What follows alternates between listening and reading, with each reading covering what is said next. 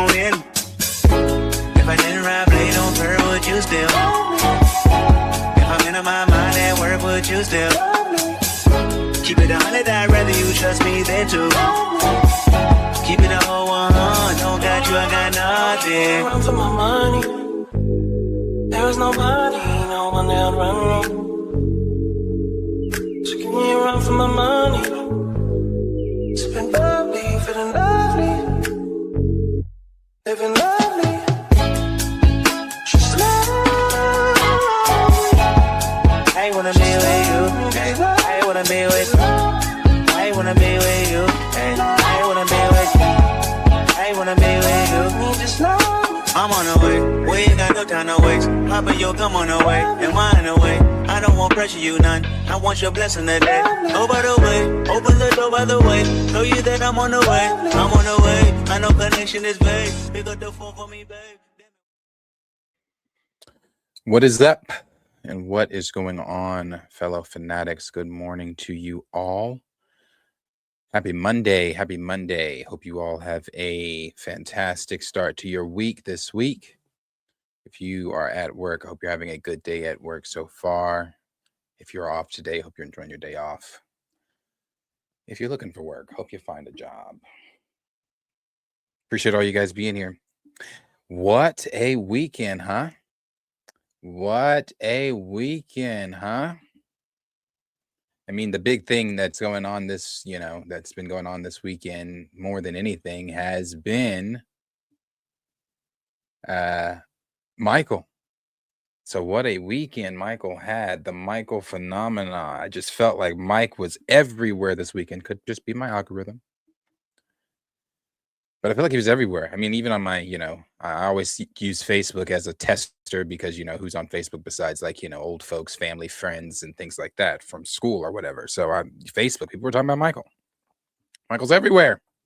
Love it. Appreciate you being here, Chi-Town. Appreciate you being here, Profess. I am Too Fly Cam said, yo, they tested my patience at work today. Woosah, my brother Woosah. Stay in it. Think. What is today? Oh, it's almost the first. Paycheck. If you get paid every 1st and the 15th, paycheck. It's on the way. Xavier, what's up? Appreciate you being here. D-Sizzle, appreciate you being here. Ricardo, appreciate you. Yeah. Xavier says, what's up, peeps? Ricardo said, Michael was amazing. Got some nitpicks, but so awesome. Yeah, I have nitpicks. I have my nitpicks, things I wanted. Overall, I had a good time. Chi-Town said chill will still somehow say the systematic racism held this movie back. Hey, I'm going to, on that part of it, I'm going to remain silent. Michael still needs to perform what I've said, even though it's overperforming at the moment, and what they said the opening weekend was going to be. And this is now you're going to have the, chatter. Have you seen Michael? And I'm not exaggerating when I say this. I had a conversation about Michael at Walgreens with 2 random people I didn't know. But through the magic and power of Michael, we started talking about the Michael film. Oh man, it's been, and this is not even like a gloating thing. It's been amazing to see just the power of Mike, just to see him be talked about and celebrated. Are there negative things? Of course, I've seen some negative things trying to squeak through the cracks, but by and large, I've seen nothing but positivity. I have seen on my end, I've seen nothing but positivity. I've seen nothing but people just celebrating Mike. I mean, like I said, I brought out physical media. I've been playing his music all weekend. Still gonna be playing his music. Like I said, I love, love, love, love, love, love that man. Love that man. And to me, he can do no wrong. Incredible. I've seen it twice now. I didn't get to go the third time like I wanted, but I'm still going again because I'm going to contribute some more to that box office. My aunt, I was telling them, there's 6 of them in that house. Go contribute to that box office. My mom, she's seen it. She thought it was good. Yeah, no, I mean, great weekend for Michael. Really great weekend for Michael. I'm very happy to see the things that we're seeing with Michael. So yeah, but we have more to talk about than Mike today. We are going to get into the House of the Dragon trailer that they dropped this morning. We're going to talk about that.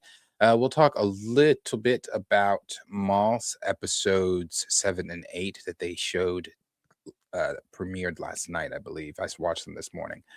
Premiered last night, so we'll talk about those a little bit. We'll also talk about these lanterns leaks and what could be indicated on who should be or who could be possibly showing up in the show here. And then we'll talk about the NCU, not to be mistaken with the MCU. The NCU, the Nintendo Cinematic Universe, and how even though Nintendo said they are not looking to go toward a Super Smash Bros. Type deal, that may not be so true. But this is again coming from a scooper, so we will take that with a grain of salt on what is being said there. But we get into that, a few more things, and then go on about our days. All right. First thing, a little off the top before we get to the main topics here. This is I don't know if anybody saw this. This is the live action Scooby-Doo that is coming to Netflix. This is coming to Netflix. I believe they've already filmed, or maybe they are currently filming. Or it's officially in production. So they've got the poster here, and you've got McKenna Grace, who is, I think, being eyed for a role in the X-Men saga. You've got Tanner Hagen, you've got Abby Ryder Forston, and then you've got Maxwell Jenkins. Now, from my understanding, this is a prequel. They are going to, I believe, all meet at camp. There's going to be something that goes awry at camp or something like that forces them to all come together to become Mystery Inc. Scooby, I think, is involved in a kidnapping, and I think that's what happens. I believe, if I'm remembering this correct. There's let me even see if there's a synopsis for it. Let's see. All right, Scooby-Doo Origins is a live-action Netflix series reimagining the iconic crew's beginnings, set during a final year at summer camp. Old friends Daphne and Shaggy team up with Velma and Fred to solve a haunting mystery involving a lost Great Dane puppy who may have witnessed a supernatural murder. That's what I thought. Okay, so it is a prequel. It is starting as, before they've even got Scooby. I think they maybe already are the Mystery Inc. I don't know if they've got the name, but they've maybe solved mysteries together. If I'm reading, just from what I've read from reading this, it's a set in the final summer at camp. Old friends Daphne and Shaggy team up with Velma and Freddy to solve a haunting mystery. Unless this is maybe just their first time solving a mystery and they just team up together. But it is a prequel.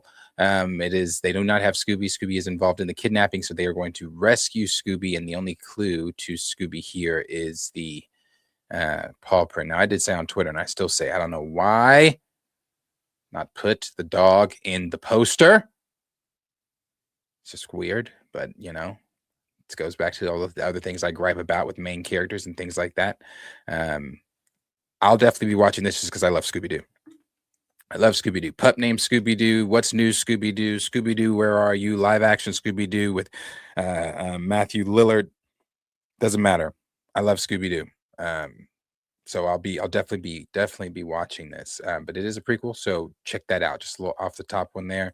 And then let's see. This also I've been saying there is no hype for the Mandalorian and Grogu. No one cares about the Mandalorian and Grogu. Mandalorian and Grogu might do good.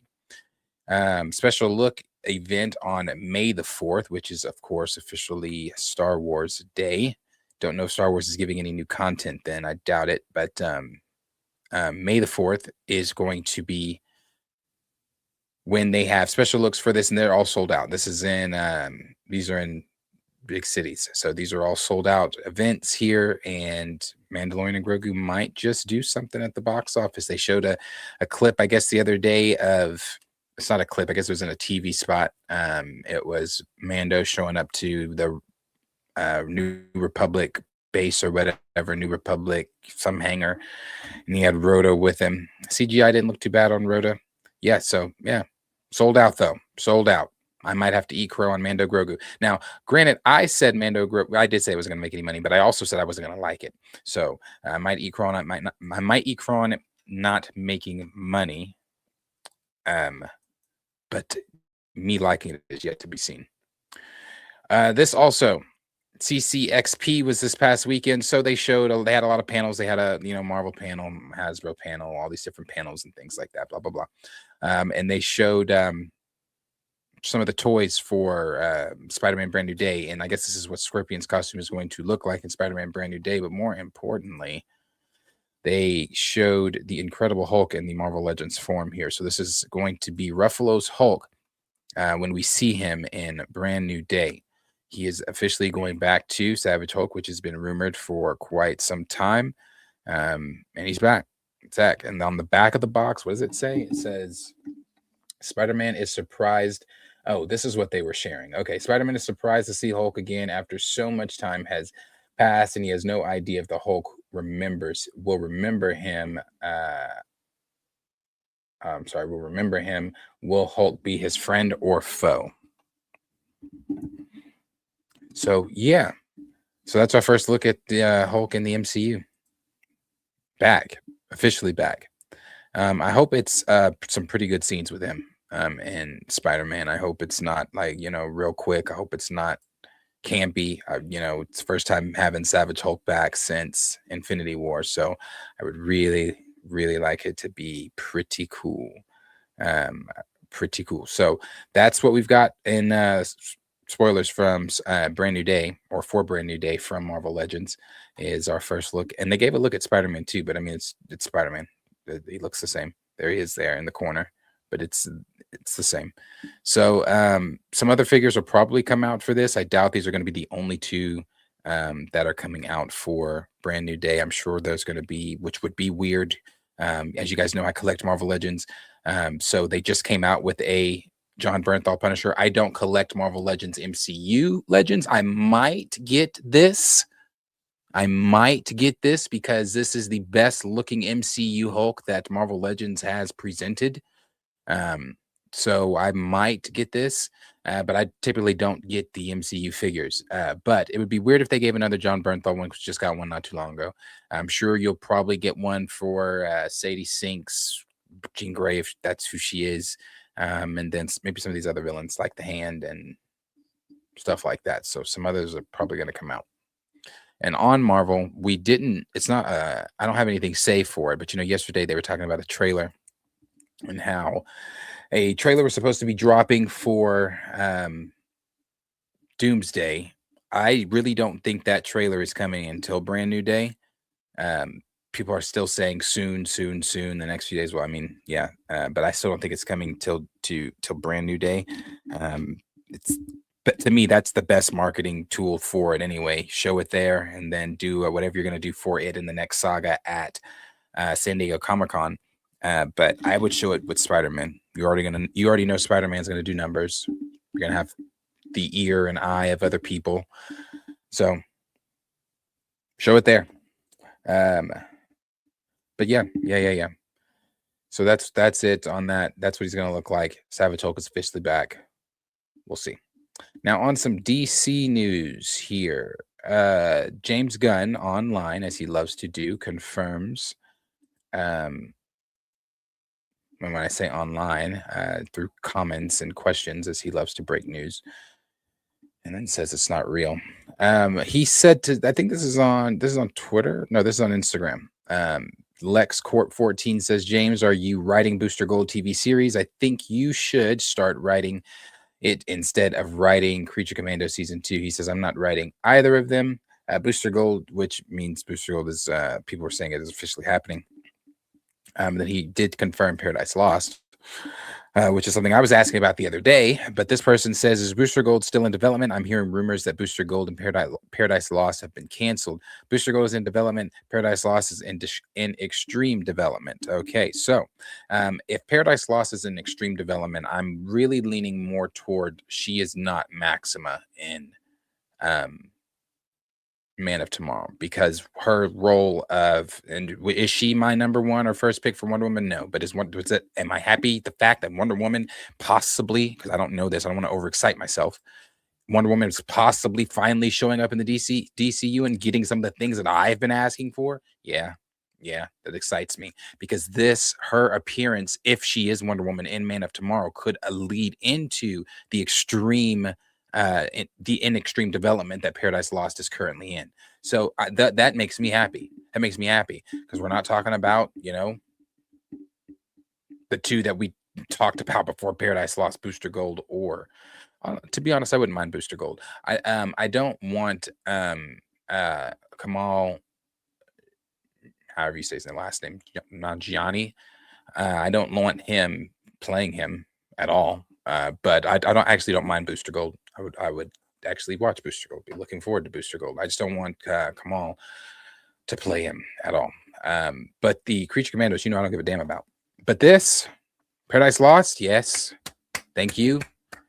Let's talk about some of the big guys here, the big guns. That makes me happy. So for all you out there that don't like my DC takes and think that I hate on Gunn and things like that, nope, these are things I'm looking for. So that makes me happy. There's your positive take to Gunn and his DCU. I want that. Battery, appreciate that. He says, trying to find a way to shade Gunn now, Darius. Wonder Woman on the way. No. Not shading him. Not shading him at all. I'm very happy. That's what I've been asking for. Been asking for that. So on the Nintendo Cinematic Universe here, this is coming from My Time to Shine Hello, to where she posted this on Twitter the other day, and she said, update on the Nintendo Cinematic Universe, a Donkey Kong movie is already deep in development and slated for a 2028 release. It's pretty cool. Donkey Kong was void of this last film, which besides a little very quick cameo.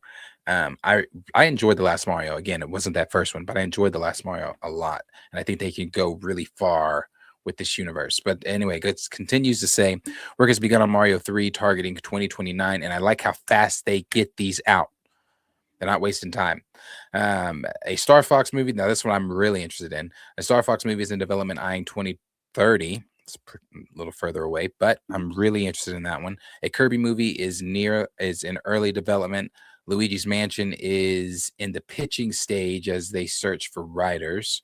A Yoshi's Island movie is in a similar stage. And then it says, despite previous statements, a Super Smash Bros. Movie is being planned, but won't release until after Star Fox. They're also exploring ideas for Bowser's and the Princess and a Princess Peach and Rosalina movie. And then part 2 that she had on here was Pokemon movie is also looking for writers, which dope, cool, because I would like to see if it's all in that 3D animation that they do Mario in, Pokemon movie like that, that'd be pretty cool. And it says Universal trying to get the rights to Metroid and more characters from Nintendo. Now, she posted this yesterday. Now, after she posted this was from the V-Scoop or someone else that said Nintendo is currently pitching a Metroid movie. So, I think, like I said earlier, I've always said if they don't do Super Smash Brothers, they're leaving billions of dollars on the table. Super Mario Galaxy is likely going to make $1 billion. The first one made $1 billion, over $1 billion. All of those projects just named there will likely do similar numbers, if not the same. and then you do a Smash Bros movie, yeah, you'd be leaving billions of dollars on the table if you didn't do that. So I've never thought that they weren't doing a Smash Bros movie. Some of these things, like if V Scooper and My Time are what they're saying is accurate here about trying to acquire the rights to Metroid, pitching a Metroid film project, whatever it's going to be, and then you've got Star Fox and everybody else, Pokemon. Yeah, they're getting to it. They're getting to it. So I'm ready for it. And that's something I'm excited for. I really like, again, how fast they get these out. So I'd be very interested in that, seeing that and being a part of that experience for sure. Now, as far as the lanterns go, I'm kind of speeding through this because Michael's going to take a minute. As far as lanterns go, that's another one I've been saying I'm not excited for, but we may be getting some of that cosmic stuff. So this is also through Toy Leaks. I believe McFarlane Toys had a presence at CCXP this weekend as well. I'm not really sure. I don't keep up with McFarlane anymore. He's about to lose the contract to not lose it because anything bad has happened. The contract's about to expire between him and with the DC Toys, so he will no longer be making them. They now have moved over to Mattel, and what Mattel has just given so far, they look like shit. But they said that's not the collector's version, so wait to see what the collector's versions are going to look like, and we'll see. Hopefully they look good. But if so, McFarlane, I think, had a presence at CCXP this weekend, and if so, they unveiled some toys, and these were the toys that got unveiled, and this is for lanterns. The top here is different. This is Batman Hush. This is Teen Titans Classic Tales, and then this is Lanterns, the TV show. So Black Hand, Star Sapphire, Indigo, and then it says Atrocious and Red Lantern, Hal Jordan 2-pack, and then the different lanterns here. So we know Sinestro is going to be in it, and we know that they were going to be doing, possibly from what the showrunner said, he said they were going to have some cosmic stuff in it. So if this is some of the cosmic stuff that's in it, again, I don't know how long these guys are going to be in the show if this is real, and which I do believe it has to be real, because McFarlane, the merchandising and the toys, they make these toys, they find out or let them know from the TV show or movie or whatever it is, the merchandising, this is what it is, we need you guys to make XYZ, this character, blah blah blah. So McFarlane then goes in, makes these characters, boom, and this is what's going to be in the show. So this is real, and we would get now, again, I don't know how long they're going to be in the show. I don't know if this is going to be 10th episode type stuff, if this is going to show up in, like, maybe multiple episodes, 10th episodes. I think I don't know how many episodes. It's like 6 to 8, maybe 10 since HBO Max. No, they normally do like 6 to 8, don't they? But anyway, yeah, so we're going to get cosmic, we're going to get some aliens. We're going to get some of the alien lanterns here that are going to be showing up. And again, I know this is real because this is not a fake leak or anything like that. This is from McFarlane. And again, they make this stuff in advance. So they were told that these are the characters that are going to be in it. Kyle Rayner, I didn't know that Kyle was going to be in it. Maybe that was out there. I know Guy Gardner is. I don't know why Guy wouldn't be on here, though, on this list. Could possibly be because, which I do have him, we did just recently get a Guy Gardner, but this is the comic accurate Guy Gardner. This would be Nathan Fillion's Guy Gardner, and I wasn't. But yeah, they did do a Nathan Fillion Guy Gardner for Man of Tomorrow, but typically still he would do another one, but maybe not. Maybe they had a certain number of, in which they do typically have a certain number of figures that they can do, and these were the more important figures to get out as toys. Like I said, we just had a Nathan Fillion Guy Gardner not too long ago, so it does make sense. And he's probably, like I said, Todd McFarlane is leaving, so he's trying to get out as many of the toys that were promised that he's been wanting to get out. Now we do have a lot of the lanterns, but some of these lanterns we also do not have as a part of, if you do collect figures, which I do, and I have a couple of the lanterns, but some of these I don't have, so I'll be grabbing some of these for sure. So yeah, that is that is real. So again, as I've said before, I can come on and admit when I am wrong. I still not seen the show, but right now we are more so leaning toward things that I want. I don't want that to still come in like the 8th episode for the final 2 minutes though, because then that then completely still still around the premise of things that I hate about about how some of these shows are ran. Um, Now, again, if they're showing up a little bit more than that, then I would like that. I don't know if that's going to happen, but we are going to see some of the other lanterns. It's going to be cosmic. And again, Sinestro is the villain of the the show. Sinestro is the villain of the show. So, yeah, all those things. So again, I can admit it. I can admit it if I'm wrong. Need to see the show, but right now we're leaning more toward what I want and seeing the spectacle stuff. For sure. For sure. All right, let me see what some of you guys are saying on this one. These also said good stuff. Yes, that was Tamari. That is him. The Black Lanterns course. I don't know if actually now there was a leak for this. Let me go to that Lanterns synopsis leak. It's just saying how it kind of might lead into the overall. So you know how they said that Lanterns, the overall plot of Lanterns, I guess, leads into the larger plot that's going to draw all the heroes together in DC. And let me see what that was again. It was a while ago, so let me see if I can find it here. Lanterns.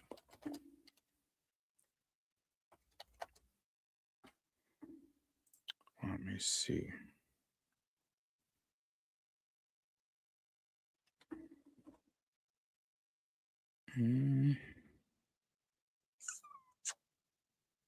Okay, this might be it. No, that's not it.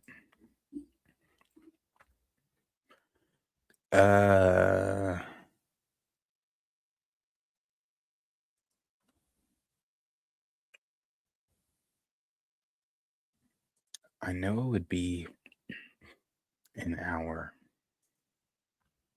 chats here. I sent it to I sent it in a chat. It was a topic a while ago. Lanterns. Lanterns.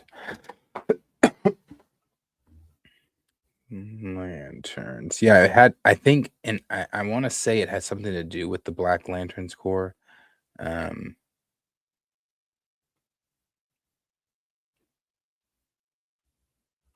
was a while ago.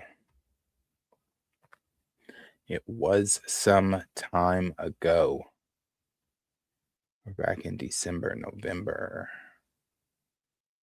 Here's some DC stuff, DC Lantern series. Okay, hold on. Might be around here.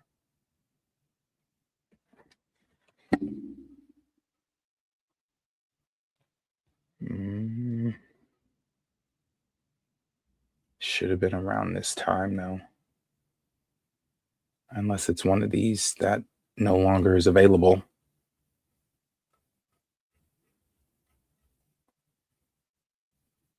I'm gonna go up a little bit more, and if I don't see it, then I just don't remember what that was. What that was.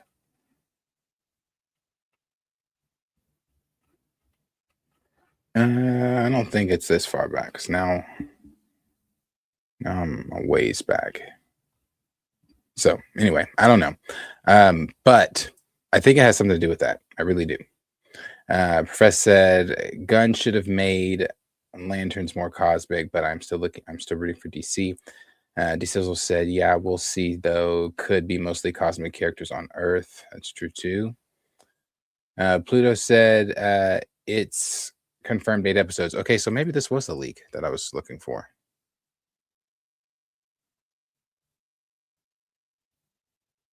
But why is it in a YouTube video? Because I really don't want to watch that.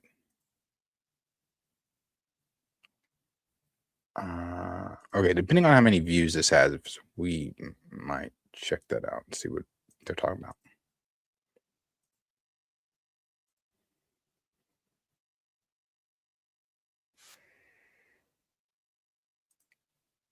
Let me see.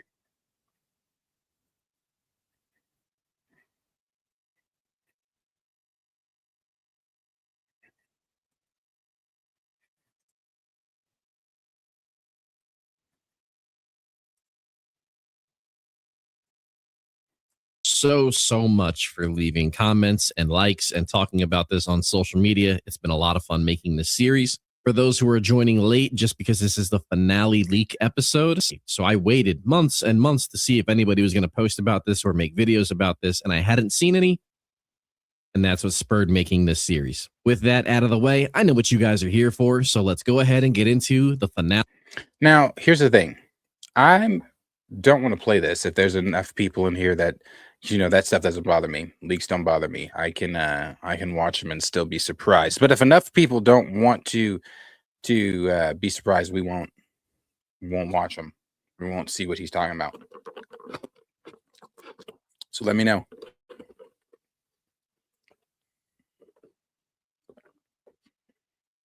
Lauren says continue. Ricardo says I'm trying to listen.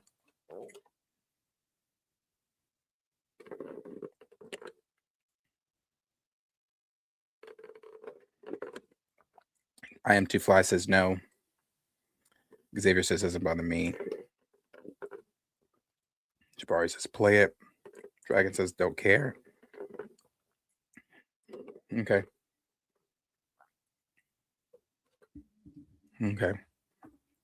Now this could be all fake. This could be fake as well. So this could be fake as well. Episode 8. Hal and John resume their investigation, discovering the clues Sheriff Carey had dug up about Hope Springs' gruesome history and the shady past of the Hand of God's Mercy. The pieces of the puzzle all begin falling into place. The Black Hand is a cult that has been run by the Macon family for decades, performing necromantic ritual sacrifices in a repeated effort to summon the eldritch being known. That's what it was. Not the Black Lantern scores. It was the Black Hand. That's what it was.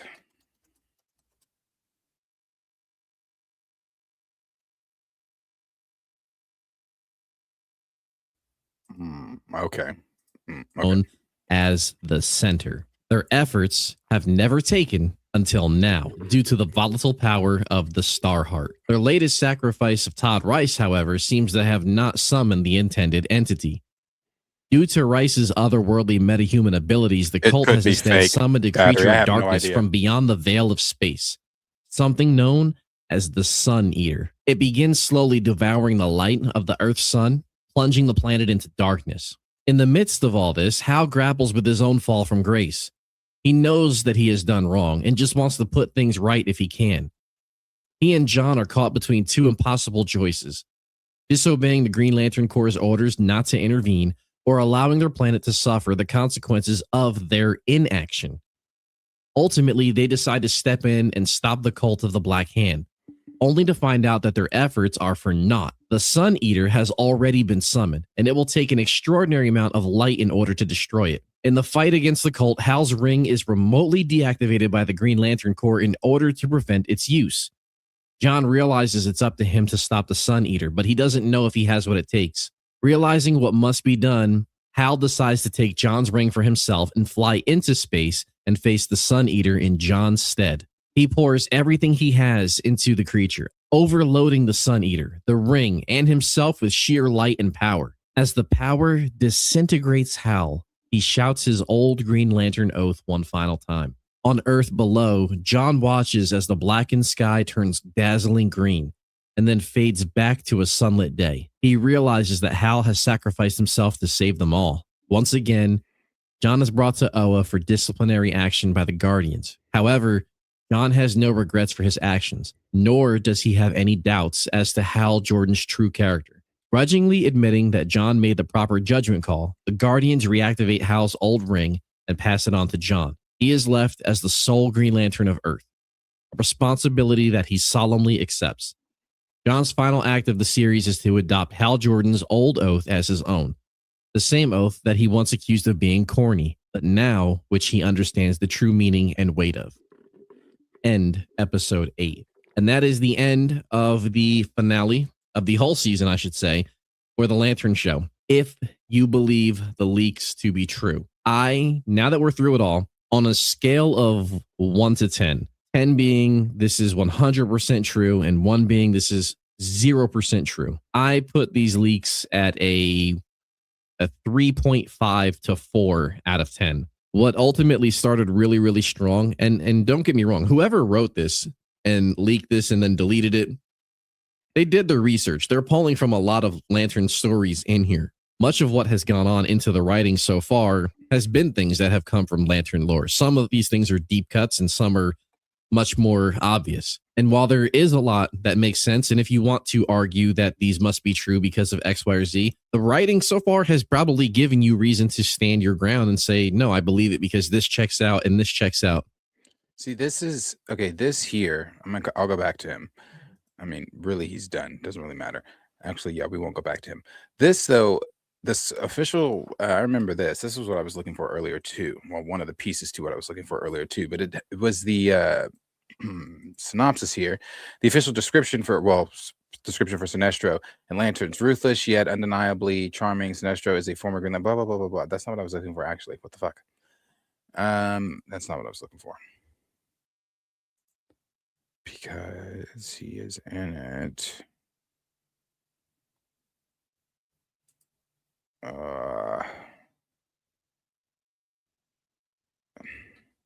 He's in it.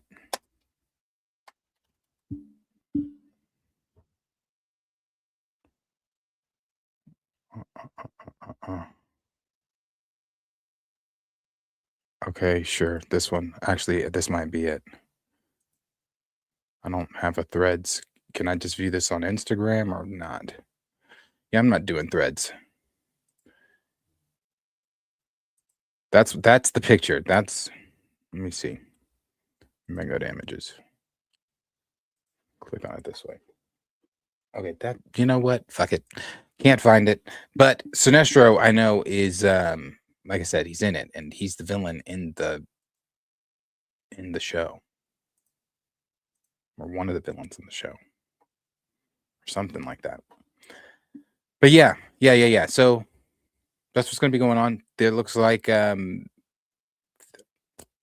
hopefully it's good. Hopefully it's good. But I know that those lanterns are going to be showing up and some of those other toys are going to be showing up too. Because again, merchandising. So it's real. It is real. Let's see. All right. Now, something that I am also excited for, love this universe, is the House of Dragons universe. House of Dragons Season 3 is going to be coming out June 21st. Not too far away. This was the final trailer. I think the final trailer that we're getting for it. So let's check it out. You now have the power no man has ever wielded. You will have an empire unassailable, Rhaenyra, and our children will rule it forever and a day. All that remains is for you to decide what you want from this war. You will do things that your heart would have recoiled from before you came to the throne. The Targaryens are a savage race. We act with holy purpose. To restore a rightful king. I'm going to kill my brother or die in the attempt. Draw your sword. Look to the sky. Doom and ruin surround us. All will be peace before our end. It is no longer safe here.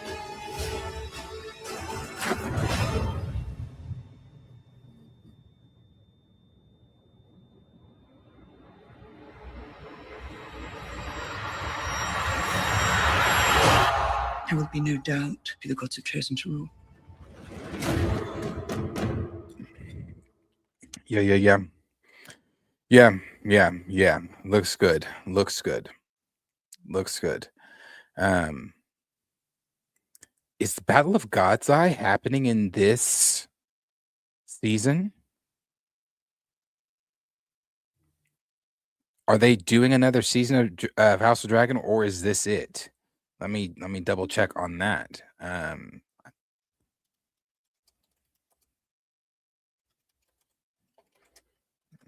see.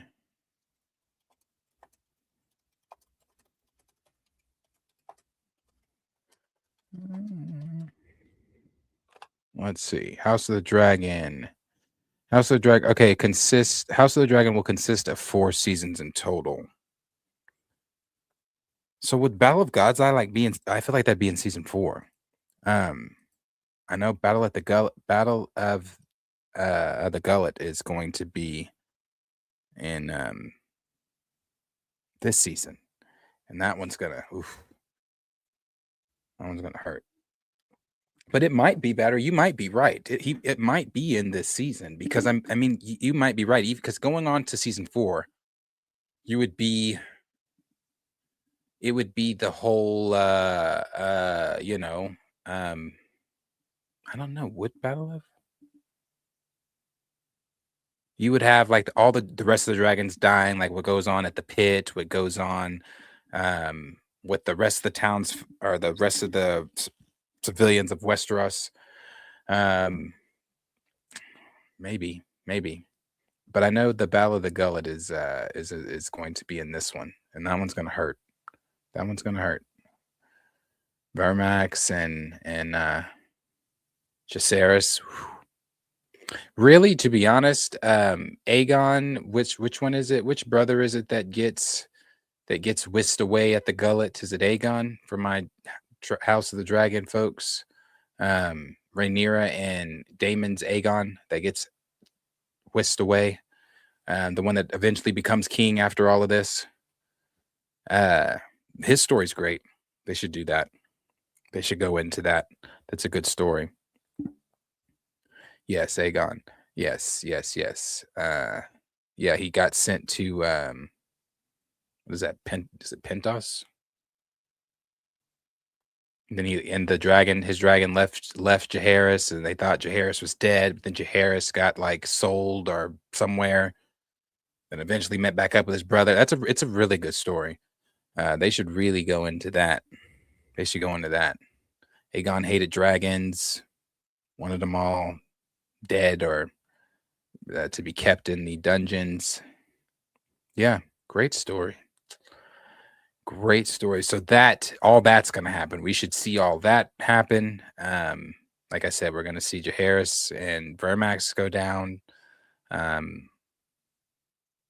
Sea Snake. About to get crazy.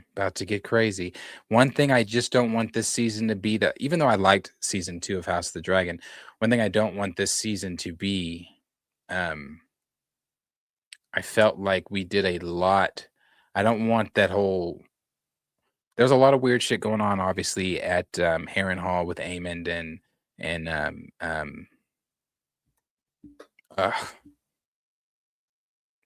blanking on her name. But I don't want to spend all that time at Harrenhal like we did in season 2. I'm not interested. Don't want to do it. I want to get to it. I want to get to the battles. I want to see everything. Even though sometimes the most interesting parts of anything in the Game of Thrones universe is the dialogue, is the stuff that doesn't involve the fighting or the dragons or anything else. I mean, the conversation alone between Varys and who was Pedro? He was Prince of Dorne. He was what was his character's name? Forget, from Dorne. Yeah, he was that conversation, that dialogue alone is worth 10 of Dragon burning something scenes. That's a great conversation. The dialogue there is fantastic. The dialogue between Littlefinger and Varys is anytime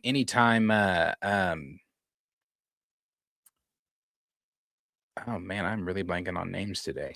Anytime that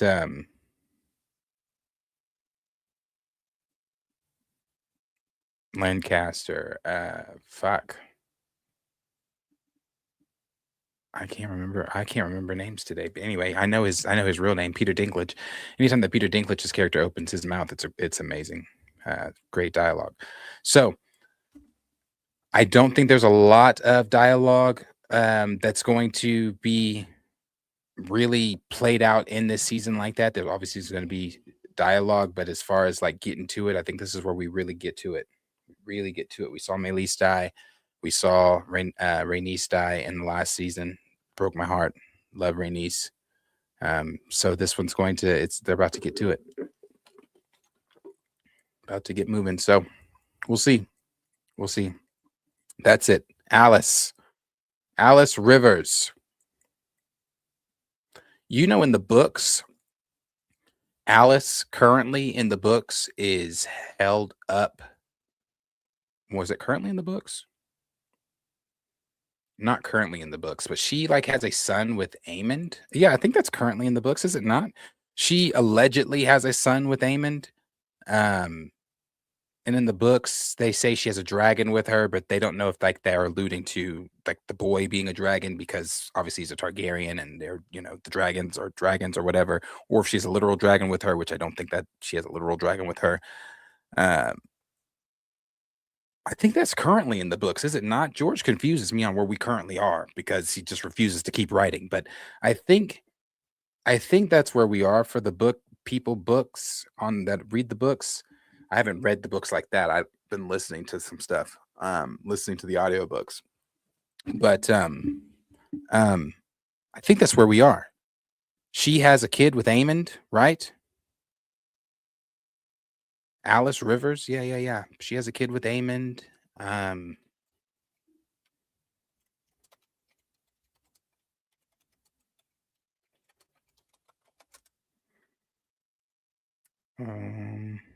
Yeah, Aemond and Alice Rivers' son.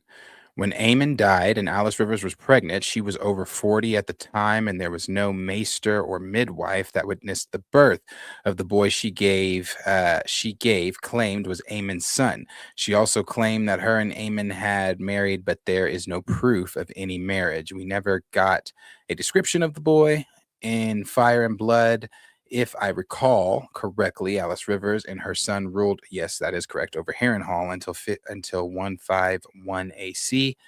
Presumably, the boy would have been about 20 when Harrenhal got new rulers.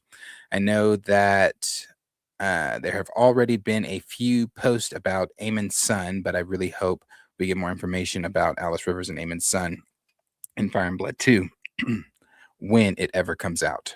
Ha! It was posted 3 years ago by this person, and it's not coming out.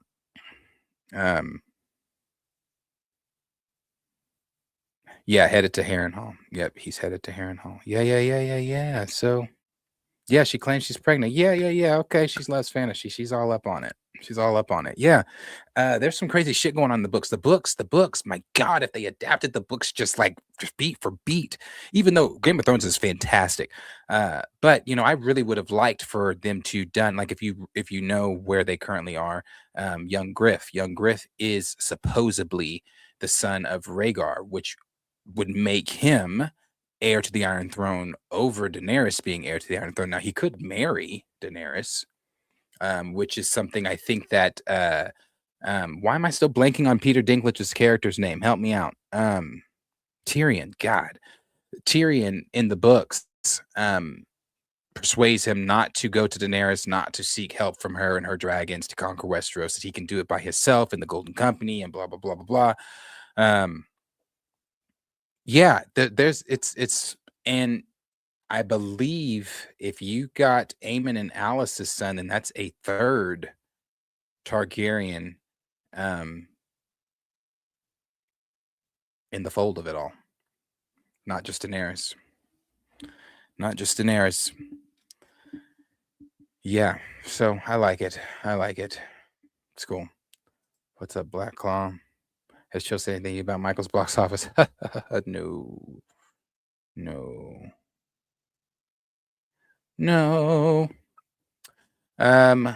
But yeah, that's House of the Dragon. House of the Dragon looks like it's going to be great. I'm invested in the world of Westeros, the Game of Thrones universe.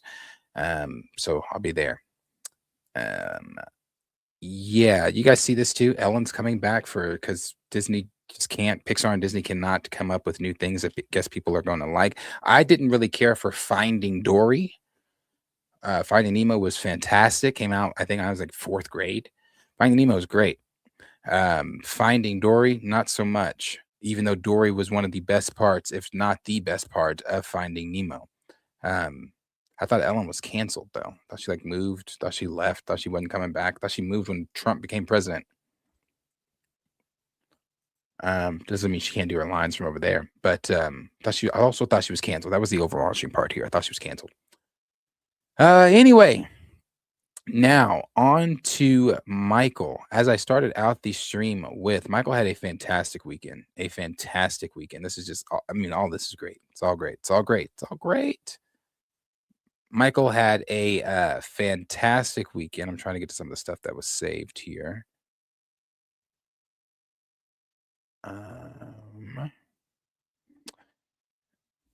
Yeah, it has had the biggest opening weekend of any biopic ever.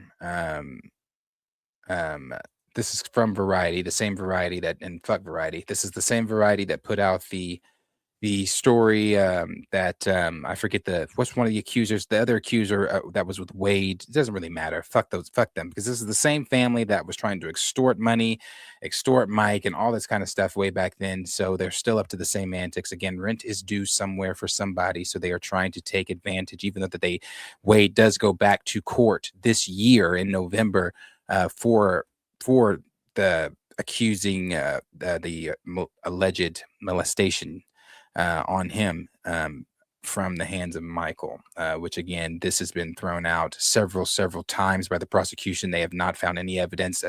Again, I don't need to go into that deep of what is and what has not been found. Now, this is new. This is not new, but this is going to be a new case coming in 2026 in November that Wade Robbins is going to be a part of. So Variety put that out, and then I'm sure had to eat crow when seeing this, and put, like a lot of people were saying, I'm sure it hurt you to write this, but this was one of their pieces. Michael told the rest of the domestic box office to beat it. Antonio Fuqua's Michael earned $39.5 million on opening day. Early projections have the film grossing a staggering $90 million to $100 million by Sunday. This easily marks the best duet for music biopic. Now, it outdid that. Michael grossed $217 million worldwide. $217 million grossed worldwide. And there were a lot of things, of course, some of the behind the scenes photos for part 2, have been circulating online. Some of the things that did not make it into the first part, the stuff with Diana Ross, the actress that was going to play Diana Ross has spoken out on that. Some of the things that were cut, somebody, Brooke, I have my nitpicks. I have my things that I would have liked to had seen, and things that I would like to have been delving deeper into more, people that were part of Michael's life, one being Brooke Shields. Brooke was a really big part of Michael's life at one point in time. And continued to be a big part of Michael's life. Brooke spoke at the funeral. I know the legal issues or whatever with why Diana Ross wasn't wanting to be a part of the film. Her son, Evan, did go see the film. So it's not as if the Rosses ever had like this tumultuous relationship with Mike. Mike continued to praise Diana. Now, again, there's the issues and the things that we do know about, but by and large, there was a lot of things cut. This is amazing here. Jafar looks great. He looks like him. So this is just a glimpse into the Dangerous tour here, or the Dangerous era here, rather. Then of course you've got them doing Another Part of Me, Dirty Diana. This is one of my favorite performances, live performances of Another Part of Me when he does it here.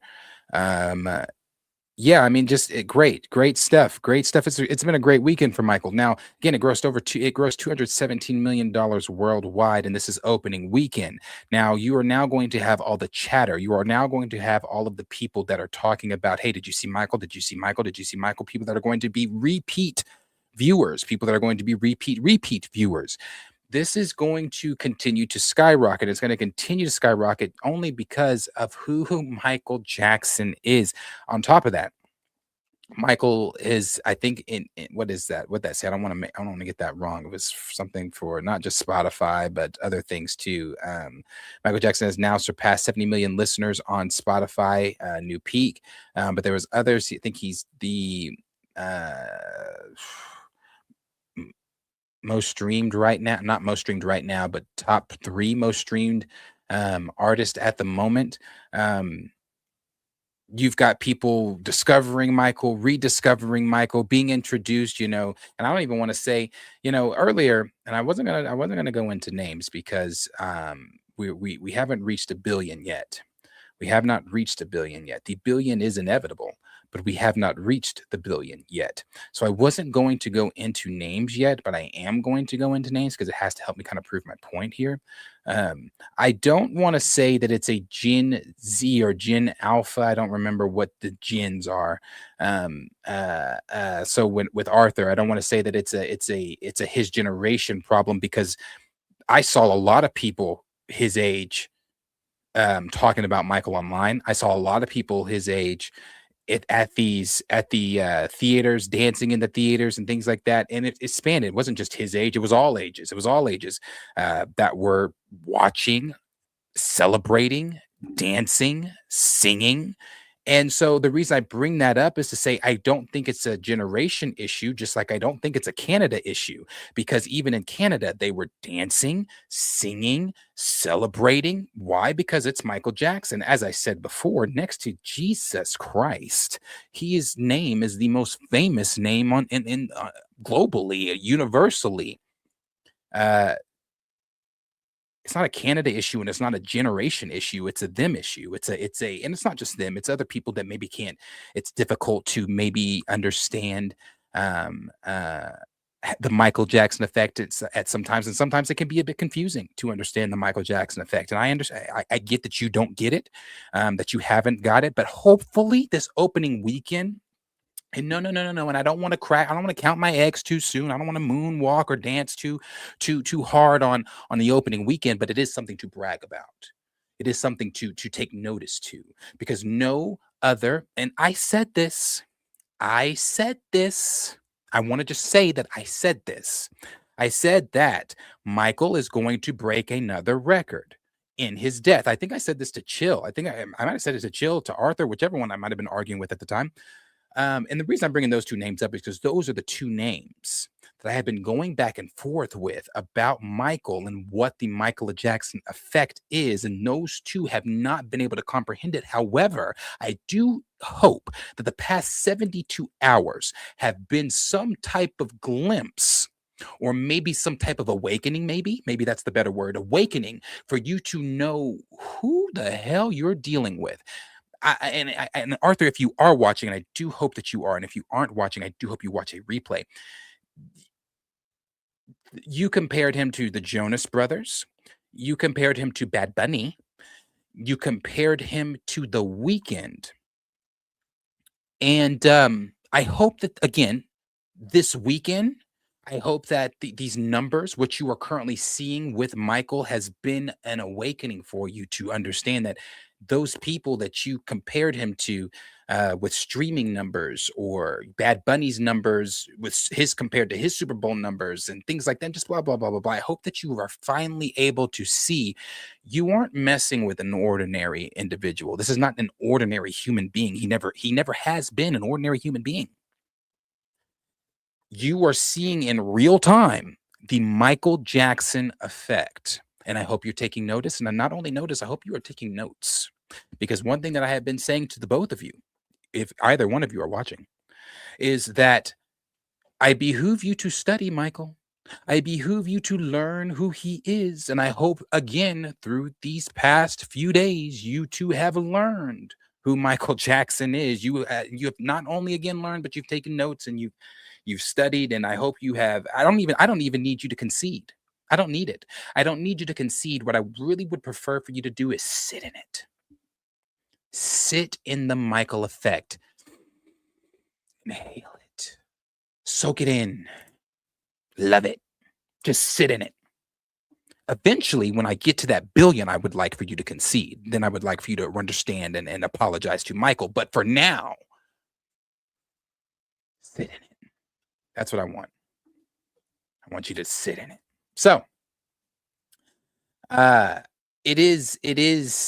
it's been phenomenal to watch. Not only that, you've seen so many different videos of people celebrating and dancing and people dressed up. And I mean, went all the way out dressed up. You had people dressed up like him from Moonwalker. You had people dressed up like him from The Wiz. You had people dressed up like him from different eras of his life.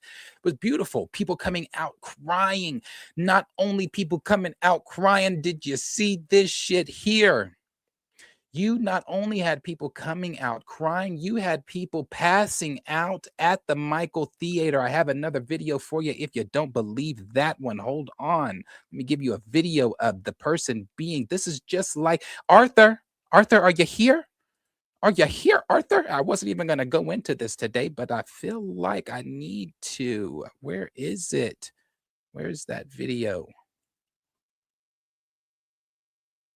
Is it here? No. Where is that video? Is it here?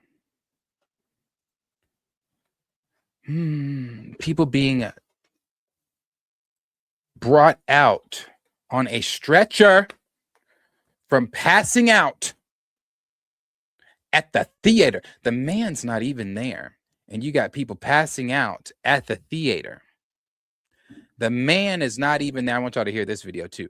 The man is not even there. And you got people passing out at the theater. What other, no artist in your, no Bad Bunnies, no Jonases, no Weekends, no Beyoncés, no Taylor Swifts. None in your lifetime, in my lifetime, in your children's lifetime, in your children's lifetime, will there ever be another nigga with this much aura, with this much just, I don't even know if there's a word for it, just Michael. There will never be another. Listen to this, Pritzler. Listen to this individual here. This was a good one. I liked his. In the movie theater, when I seen this shit right there, hold on. When I seen this mic right here, nigga, I don't know why, a nigga just bust out crying, bro. Like, I'm talking tears rolling though, cause y'all don't understand. Like, this nigga really, oh my god, like, this the greatest human in the world to me ever. Yeah, I know it's the greatest human to a lot of people, but it's like, I don't know what it was. This nigga Jafar genuinely turned into Mike Jack. So I'm in the movie. I'm looking at this nigga. I'm like, what the fuck?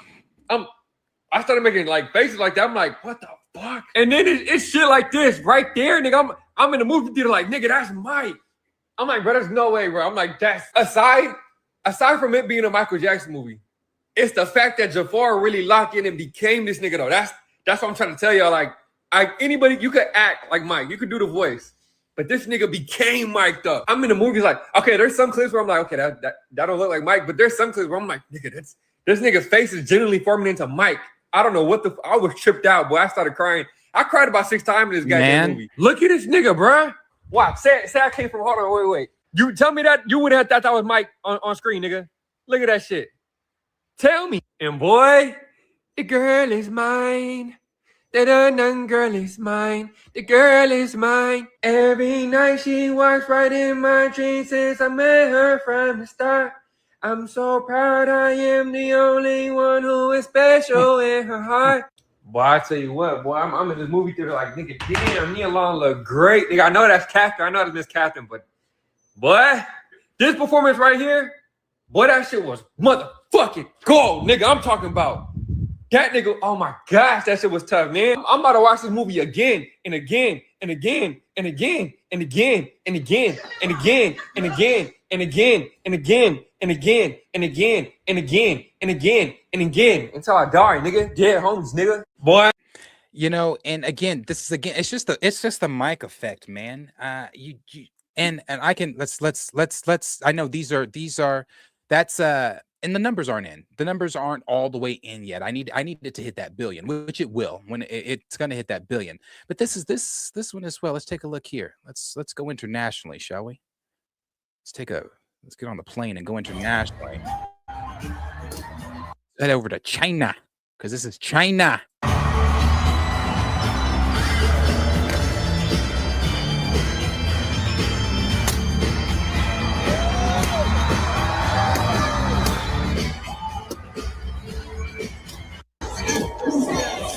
Yeah, that's some of those international numbers. That's China. All he really needs is China. But he's not just going to get China; he's going to get them all. This is those international numbers, though. You know, we've seen things from Brazil. We've seen things from all over. We've seen it from all over the globe. He's been celebrated. You know, something I didn't remember and I've been celebrating Mike all weekend. I've been, and my celebration continues. It doesn't stop because I'm going to go see Mike again. I've seen it twice. I'm going to go see it again, and I'm going to go see it again and again and again. I've been telling everybody I can contribute to that box office. Go see it on the biggest screen that you can. Go see it because it's a celebration, not just a celebration. Again, I have my nitpicks, but I'm not here for my nitpicks. I know things that happened in Mike's life. Do I need to see every moment reenacted on screen? I would have liked it. It is a biopic, but damn it, I didn't get everything. But what I got, I did enjoy. I mean, I watched Jackson's American Dream this weekend. Some of the things I wanted in this film or in Jackson's American Dream, I got it there.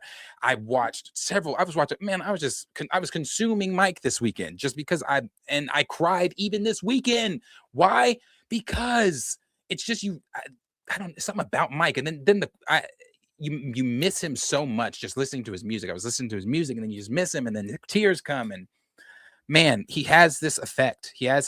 So yes, these are some of those we're seeing in real time. Again, the numbers that are coming in, the nitpicks and things that people are having. But again, I think that just the positive celebration of it just being Michael Jackson and this being an experience in the theater, you feeling the emotions that you feel from the beginning of the film to the end of the film. It's just a celebration. You can have your nitpicks, but I don't think people are here for the nitpicks. I think we're here just to celebrate the greatest entertainer of all time. And why I said all of that, because in my celebrating him this weekend, I forgot how This Is It performed. And I'm not talking about the documentary This Is It. I'm talking about when those tickets went online, sold out in 20 minutes. It was a worldwide tour. Was it not? Actually, I think he was doing 50 dates at the London. I think it was just in London, was it not? I think it was just in London. It might not have been just in London. I can't remember. But it sold out in 20 minutes. And that was him at 50. People were dying to see him at 50. So yeah, man, it's been a very, very great experience. Yeah, that's not a debate. It's been a great experience as a Michael fan to see him get the love that he's been getting, to see you know, the second film that is confirmed is coming. So yeah, no, I love it. I love seeing all the positivity from Mike. Everything that's happening, all the people that are enjoying it, everybody that's going to see it, the repeat people that have, gone numerous times that are going to continue to go. It's just been great. This is for part 2 here.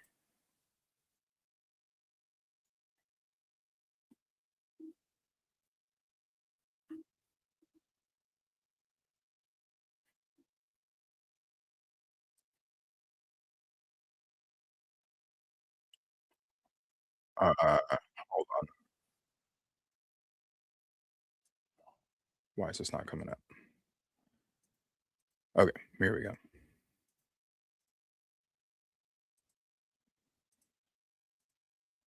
the footage that was shot for Michael that was not in the movie, but some might be in part 2. Starting with the fan favorite, Another Part of Me from the Bad Tour, Jafar looks incredible. They showed Michael and his mom going door to door trying to convert people into Jehovah's Witnesses, which is a big part of Michael's upbringing religiously. Heartbreak Hotel was not in the movie, but it might be for part 2. They recorded a whole Arthur, I'd put that phone back up then. I'd put that phone back up then, and focus back on your studies. The difference in Batman, the difference in the numbers that you're seeing for Batman, the difference in the numbers that you're seeing for Michael. Michael surpasses Batman in name, of course, but this is a biopic. This is unprecedented for a biopic. No biopic has ever had these numbers. No biopic or musical biopic or any type of biopic has ever had these numbers. So for a biopic, Michael broke that record. And I said it before it even happened. I said, Michael, in his death, is going to break another record, and that's going to be to have the first biopic ever cross 1 billion. But he did something else. Not only is he going to have the first biopic to cross 1 billion, he had the first biopic to do the numbers that it even is doing currently in its first 72 hours in theaters. Now, you had the early access tickets that did what it did. Then you had the weekend tickets that did what they did. So you're comparing it to Batman? That's not a good comparison, brother. That's why I said I put my phone back up and I'd go back to my studies. This is a biopic, brother. This is a biopic. No biopic has ever done this. But again, when you attach Michael Jackson to it, then it becomes again something else that he's going to break the barrier or break the mold on. See, we're still not understanding. Maybe it just needs to cross that billion for you to really understand. But if you don't see that this weekend, if you don't see how this weekend is doing what it did, and how this weekend being a biopic, doing the numbers that it's doing, seeing the reactions that you're seeing from everyone, again, I don't need y'all to concede right now. I'm not even looking to argue with you because it's doing what I need it to do. It's doing what I need it to do. So I'm not even looking to argue with you. I'm not looking to argue with you. I'm not looking to do any of that with you. All I need you to do is sit in it. Just sit in it. Just sit in it. Sit in it. If you thought that the 725 or whatever sit in it. Sit in it. This is weekend 1. This is weekend 1. Just wait what this week and the next weekend do. Batman compared to Mike. Anyway, go back to what he was saying. Performance that does seem to be the ending of Rock With You. Another performance with a fan holding up a History album sign, so it might be from that era. They shot Joe Jackson working, or at least wearing, a steel mill outfit. They of course shot Diana Ross and Michael being at Studio 54, but of course all of that was basically cut. Michael's Dangerous era, which looks absolutely incredible. This scene was also not in the movie. I want to know what that is. They never included Motown 25 performance of the Jacksons, but they did have the rehearsal scene at least filmed in some capacity. Neverland was basically recreated for the movie that they did film, but we didn't see any of it, including a police raid that might be in part 2. Michael driving in a car with somebody, I don't know who that is. Man in the Mirror, of course. We see that in the trailers, but we never see it in the movie. We see more Triumph era that was not included in the film at all. And Toys R Us was not in the movie, apparently. We're getting new images every single hour, so I might make a part 2, but it's still crazy to see how much they actually filmed and potentially will be part of the sequel or more. I'm going to show you all the footage that was shot for Michael that was... Yeah. Some good stuff. The film has already made back 110% of its $200 million budget in just 48 hours. The film crossed $270 million worldwide on opening weekend. Those are things we were just talking about there. I did see this, what Charlemagne said the other day. This was after the early showings, how it crossed. What was that? Yeah, so here it is. There it is right there. Michael had the biggest domestic box opening of all time, because everything Michael does is of all time for a biopic. So you comparing it again, Arthur, to Batman makes that's not the same. The film earned $40 million domestically in just 24 hours. Yeah. And then of course again. People at the theater just going. It's been fun. It's been fun to see. It's been fun to see. Love it all. Love every bit of it. Let me go back to some of this other stuff here with him. Some other scenes that weren't in the movie, I'm sure are going to be in part 2. I thought I saved how they originally were going to open the movie. This is what Will Smith thought about the movie. He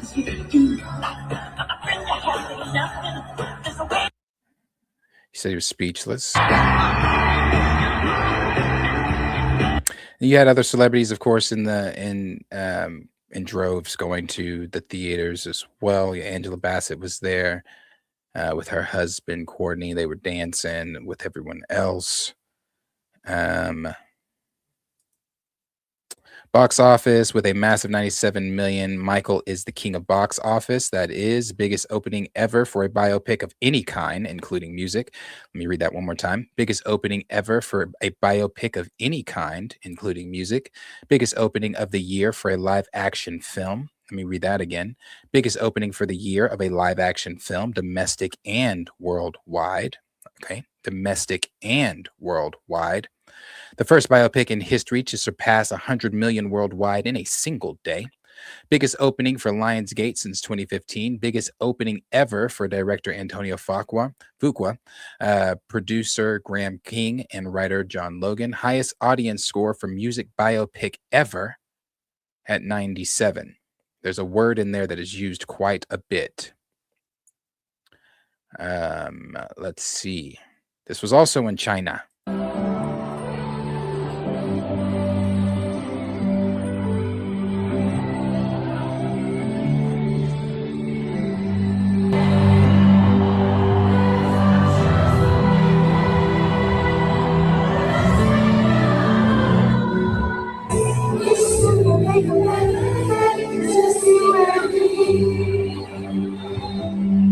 Yeah, let's mute that for a second. Again, and I don't know if this was before the movie.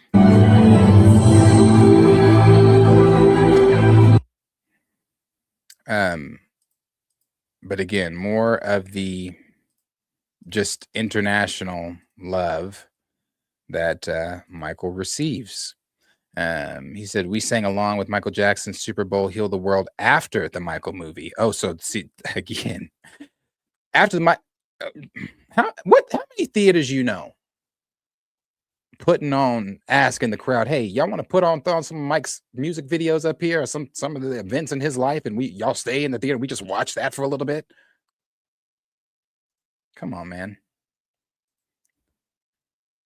Come on, man. This is in Brazil. More international love from Brazil. This is them doing the behind the scenes stuff from the Dangerous era. No sound on it, but pretty sure this is all in the second film. Yeah, this person said he was too whimsical, and then it's like,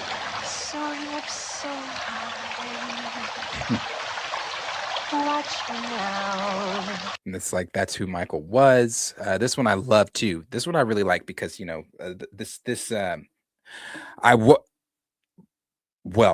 Arthur's generation likes to compare this lady here to this guy here.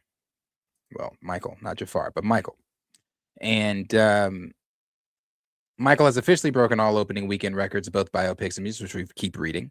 It debuts with 97 million domestically, surpassing Taylor Swift's The Eras tour at 93 million, and Oppenheimer at 82 million.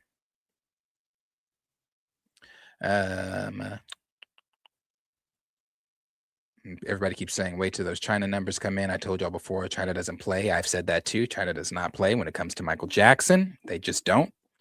They love that man. This is drone footage here from for the Michael movie of Neverland at the amusement park and everything like that. They did say that they recreated it. They rebuilt a lot of the stuff for it. And there was, somebody else owns it now, but they went in and touched it back up like it, like Mike had it. Let's see what else. This is from Complex. I mean, it's just more of the same. Michael just made history at the box office, crossing 100 million worldwide in a single domestic opening day. With over 40 million domestically, it now holds the biggest opening ever for a biopic. Again, more of the same. Let's listen to what Antonio was saying here. Like what? It's a lot, man. I mean, it is a lot. There's the whole Neverland of it all and all that. Is the Super Bowl, right? Remember that moment, iconic stuff. Remember we went on tour. Another Part of Me and all those songs.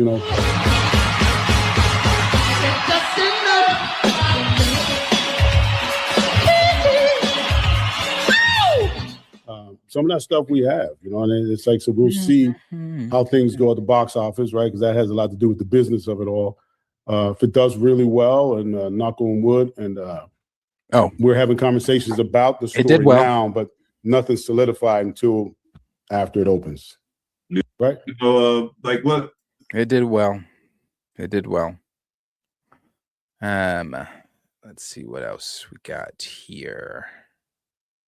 Oh, Arthur sent a super, and appreciate that, Arthur. He said, "I love MJ. I see him as a legend." Really, I don't disagree with you. I bet you do. I think that, and my thing is, I think that you guys just. It's fine that you. I'm glad you see MJ as a legend. I'm glad you like MJ. I hate that you and a few others fail to see. Or you bring up the arguments that you bring up by failing to see the legend that you love, and by failing to see who he is and the numbers that he does do regardless. I mean, again, I don't know how this weekend is just not the like, ooh, oopsie, maybe I made a oopsie. This wasn't Bad Bunny. This was Michael. I forgot what he does. MJ forever for sure. Let's see. Let's go back over here.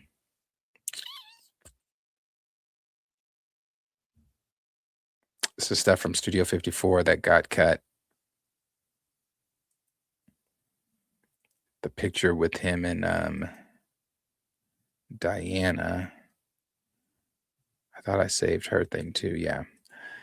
She said this is who was Kat Graham, who's going to be playing Diana Ross, said ahead of April 24th release of the Michael film, "I wanted to share that certain legal considerations affected a few scenes, including the ones I filmed with an incredible cast. Unfortunately, those moments are no longer part of the final cut, though the team worked hard to preserve as much of the story as possible." So, yeah. Yeah, and you see over here, many famous people did Michael Jackson dirty. Diana Ross is one of the guilty ones. This shouldn't have been shocking to us at all. Yeah. And see, it's rage baiting shit like that. Yeah, John Roca's rage baiting ass. I had to unfollow him. I'm talking about, what did he say? Actually, I think I have it here.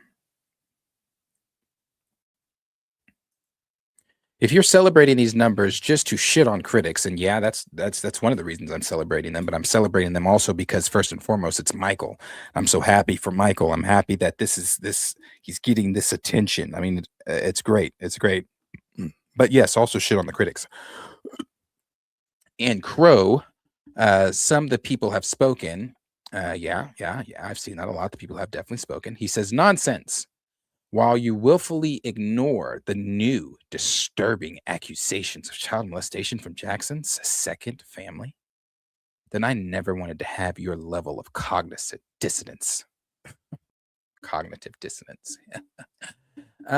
John, like I told him, I said, "Shut the fuck up, John. You sound ignorant as fuck.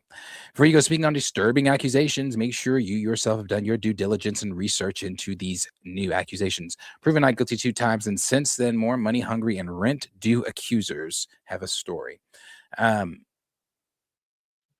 This is irritating because, again, this is coming from the same people that tried to. Trying to see the comments from that one. What do I have to do? Click on this. Click on his. Yeah. And see, then he tried to backtrack here because he said, I just said new. These aren't new allegations. That's why I told him you need to do your due diligence. These aren't new allegations. This is not like this is this is still Wade. And what's the other dude's name? What's that other dude's name? It's Wade and someone else. Forget that one's name. Yeah, these are your real monsters, including the president. What is his name? Y'all know the other one's name? Yeah, James. That's it. James Schaff, whatever the fuck. Him. Thank you, Torian. Him. These aren't new allegations. This is from him. They're just bringing back old shit. This is them again. Wade goes back to court in November of this year. The same Wade and James who have had their story thrown out by the prosecution time and time and time and time and time and time again. The same two. So when he says here, I said new accusations. That's why I said do your due diligence and do your research before you get online and make a fool of yourself, because these aren't new accusations. These are coming from the same money-hungry families. Then he tried to backtrack.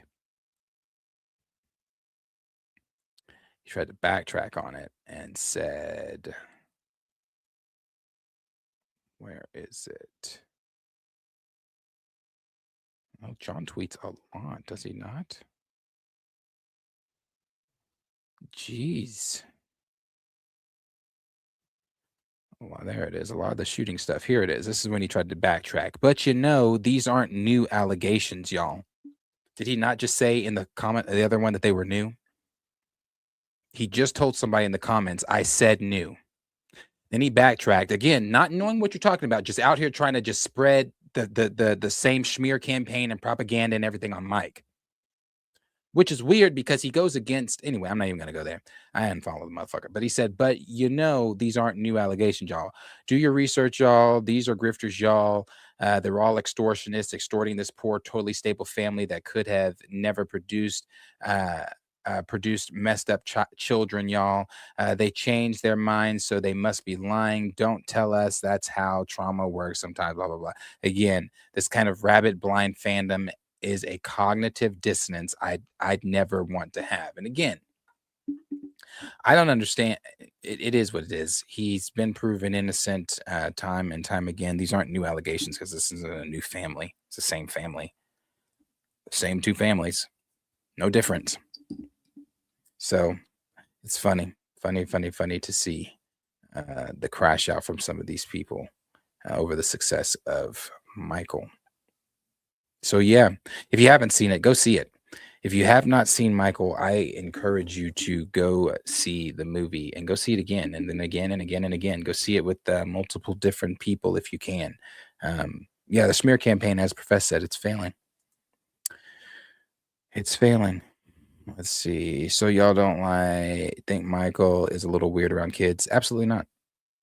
And the reason I don't think Michael is weird around kids is because I understand Michael. And the reason I understand Michael, I don't know Michael personally, but through Michael speaking to us, through watching Michael over the times that I have watched. I didn't grow up in the era of Michael Jackson. I was born in '93, so around the time of the first allegations. So I just know what I know from the human being that he has shown us. Now, for behind closed doors, you've got Macaulay Culkin, who has come out. You've got Jesse McCartney, or just not Jesse McCartney, Aaron Carter, who came out, who's now passed.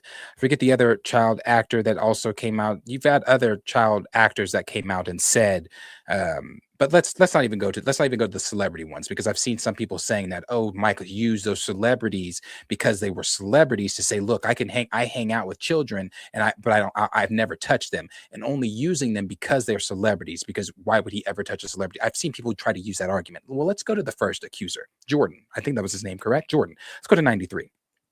Let's go to Jordan. So in 93, when that happened, and he was seeing he told his psychiatrist that Michael Jackson touched him, and then his father, because his mother was remarried, it was his mother and his stepfather owned a tow shop or a something like that. He owned a shop, and Michael's car or whatever they were in at the time had broken down on the side of the road. So they towed Mike to the shop, and then he called, of course, his wife, because why wouldn't you call everyone you know if you just picked up Michael Jackson and said, hey, get everyone you know down here, get your ass down here right now. I got Michael Jackson at the shop. So of course she brings her son. Everybody's blah, blah, blah, blah, blah. It's Michael Jackson. The boy is kind of, because the media is there. The boy is kind of like, maybe a little feeling weird that the media is there. So Mike notices that he feels that he looks, uncomfortable with the media. Michael, being a childhood star, can kind of relate with not on the start. He can't relate. Jordan can't relate on the stardom part, but on the seeing the innocent child part, seeing the scared child part, Mike can relate on that because Mike didn't have a childhood. For him, it was work. And if you don't work, you get beat. And if you even once you get beat, you're going to get back up and you're going to work, because that's how Joseph ran his house. You were going to do what I said. You're going to step how I told you to step. You're going to sing the notes I told you to sing. And if you didn't, you're going to get your asses beat. You're going to come back out here and do it again and again until I said it's perfect. So there was no playing outside. There was no after school. Can I go hang out here? Or can we do sports? Or there was none of that. So he didn't have a childhood as it was. So anyway, back to Jordan. Meeting Jordan, him and Jordan and this family formed a bond to where Jordan started hanging out with Mike. Would go to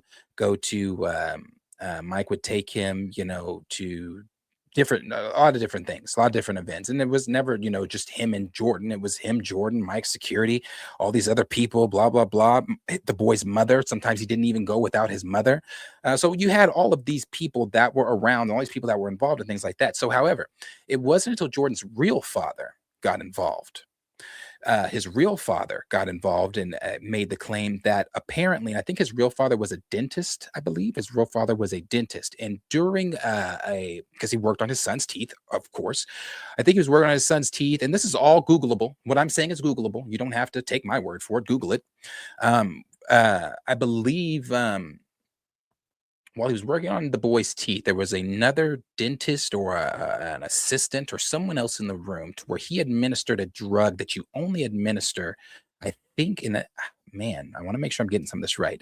He administered a drug that I believe it was supposed to be like what they consider a truth serum, basically. And where you can manipulate somebody's wording or make them say kind of what you want them to say or whatever under this type of drug, to where he kind of manipulated his son and got his son to say, oh yeah, Michael Jackson touched me or whatever, to where he then got a confession from his son, or used that tape, took it, I believe it was a tape, took it to the psychiatrist and all that kind of stuff and all this, and they made it a big deal. There's a tape of him arguing with the stepfather saying, basically, I don't want to, this is not verbatim. Basically, if I win this, you know how much money we're going to get from this, how much money I'm going to get from this, and blah, blah, blah. And the dad was asking, well, what about the well-being of Jordan? Well, he said, that's all irrelevant at this point. For him, it wasn't even about, was Jordan really touched, which he wasn't. Was Jordan, which I'm going to get to that in just a second, was Jordan really touched or this or that or whatever? For him, it was, I see a superstar hanging out with my son that he already didn't like that Michael Jackson hung out with his son. So if he could come up with any type of way to maybe, I don't know, have a come up, and you would be thinking to yourself, why would a dentist need a come up? That's a pretty good job, because if I'm a dentist, lawyer, whatever, if I could get a $15 to $20 million come up to where I never have to work again, of course I'm going to take that opportunity, right? Okay, so after all of this happened, we go to trial, all this kind of stuff. Michael settles. So the reason Michael settles is because Michael's being told by his lawyers, he's asking his lawyers, can you assure me that I come out on top of this? Can you assure me that we are going to win this? And they told him, Michael, we can't assure you of anything. All we can do to our best of our abilities is work for you and be your lawyers, but we cannot assure you of anything. From there, Mike settles, because the weight of it was crushing Michael. The weight of that. Michael, I think after that, didn't make an appearance for 2 years or something like that. He had moved out of the country and everything like that. The weight of it, it was crushing him, because that was in Mike's heart. That's not who he was. It's not what he was about. It was hurting him that so many people were accusing him of this. The tabloids that were calling him the king of pop are now calling him a child molester and all these other untrue things. However, let's get past the trial, because we've done through that. Now the settlement, Mike's gone 2 years. The boy then moves out of his father's house and demands and goes to court and he's asking for a He wants to be emancipated immediately. At 14 years, you could be emancipated at 14 years old. He wants to be emancipated immediately. He knows he has a trust fund of money because the settlement, because half of that, I think a certain amount of that money did go in a trust fund from him, and that was court ordered. So he knew he had a trust fund. Now, this little boy is shit disappeared off the face of the earth. I don't know where he is. I don't think anybody else knows where he is. Maybe people close to him know where he is. Immediately got emancipated from his family. Wanted nothing to do with his dad. Wanted nothing to do with his mother. Wanted nothing to do with any of them. He got emancipated. I think he even tried to sue his father. I think he did sue his father. For I forget for what though. And correct me if I'm wrong if you know better than me in the comments on that. However, went through all of that stuff to get away from his dad.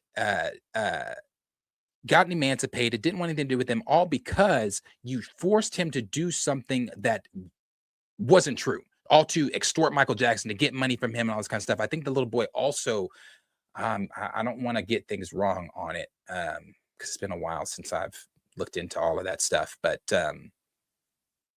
this is why when on surface level, when you hear the name Michael Jackson, a lot of people obviously know the music. A lot of people know the King of Pop, but synonymous with that, unfortunately, is the 17-year campaign of smearing that came with the allegations from '93, and then again in 2005 from Wade Robinson and the James guy or whatever the fuck his name is, that are still chasing that money today with a trial in November of this year.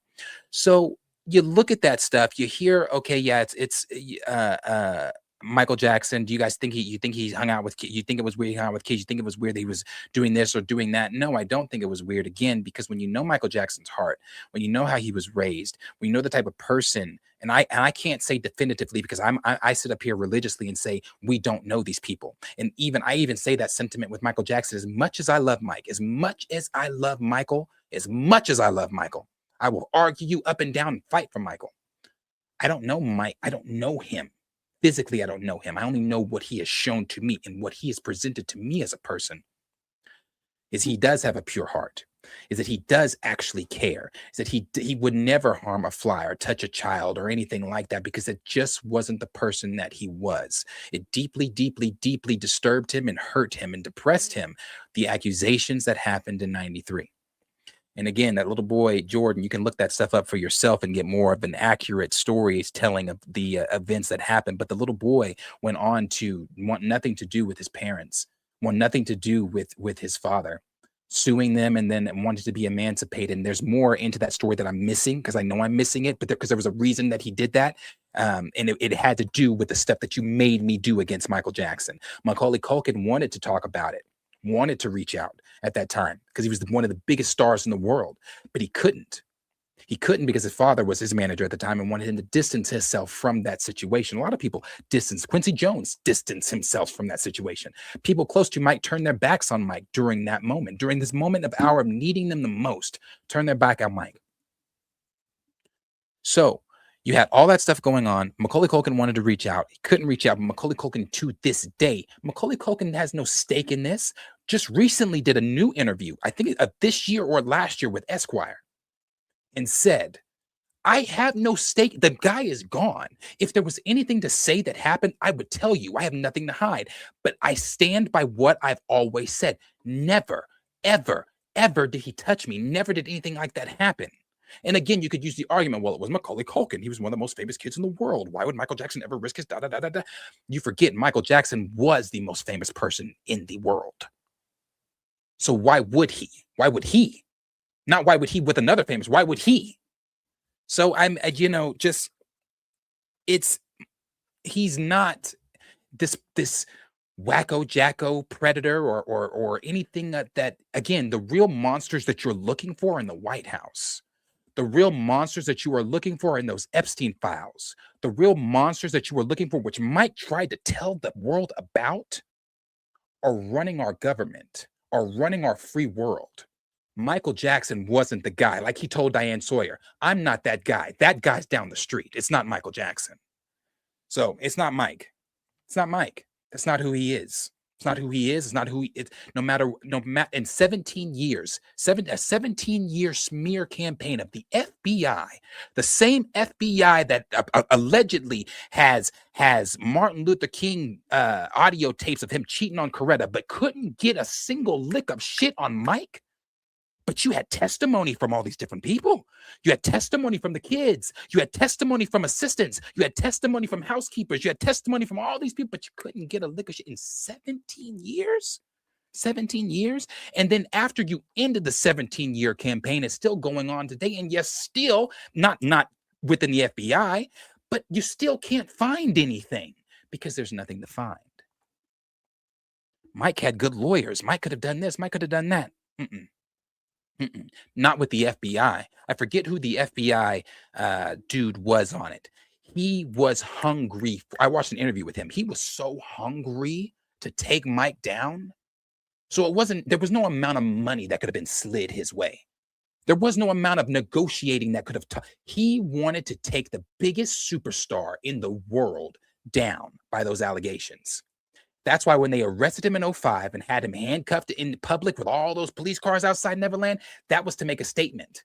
And it gets so much deeper, bro. I could go because it gets deeper. It goes into the music owning. It goes into the Sony stuff. It goes into how big Michael was, not just musically, how big he was in the business world.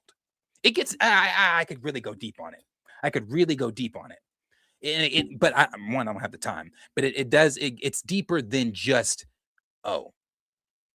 it's deeper than just you think Michael touched kids or these allegations or anything like that. No, they were afraid of Michael.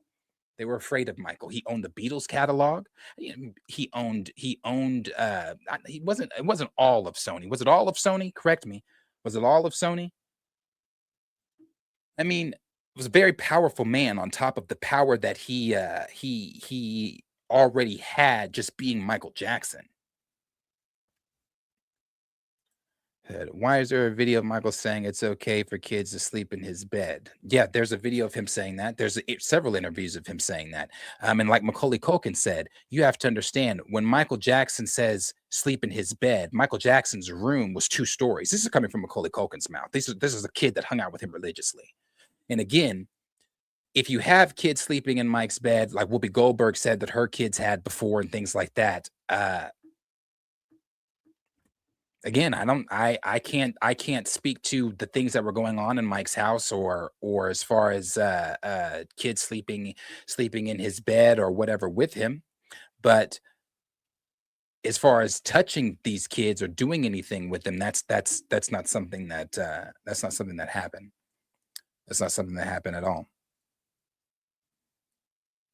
Yeah, it was the same FBI officer, and that's why I said he was so hungry for it. After coming up empty-handed with the '93 shit, when the 2005 shit hit, they could not wait to swarm that house with police officers. They could not wait to bring him out in handcuffs and in front of the world and say, this is what's going on. We got him this time, just to come up again empty-handed. So despite whatever you may have heard about Michael, and again, this is why I always say, I personally, this is one of my, I have set for my own self. And I always tell other people to do the same. On any topic that you are not completely knowledgeable on, that you cannot have a conversation on and give a good conversation with knowledgeable plot or points pointed out or whatever to cite something or what. If you do not know those things, then I do not think you should have conversations. And I'm saying asking questions is not a bad thing, obviously, but don't run with the headline. Don't look at something that TMZ says or a headline from Variety or the Hollywood Reporter or whoever else it might be that says Michael was this or Michael was that. I'm telling you, do your own research. Do your own research, and you can make up the decision from the research that you found what Michael was. There's not an interview that you can find or you can send me where Michael Jackson is admitting to himself being weird toward kids. Trust me, brother, I've read the book. I've read the book on Michael, and I'm not talking about a physical book. I'm talking in metaphors. I've read the book. There's nothing that you can show me Unless you can put some type of link in here that tells or tell me what to type in, because I can pull YouTube up that says what he's done. Yeah, send it to me on Twitter. Let me see him admitting to him saying that he touched, basically admitting to him saying that he's touched children. I would love to see that interview, because if that is true, why would the FBI or why would he not be behind bars literally right now? We're talking about a 17-year investigation. A 17-year investigation where the FBI came up with zip.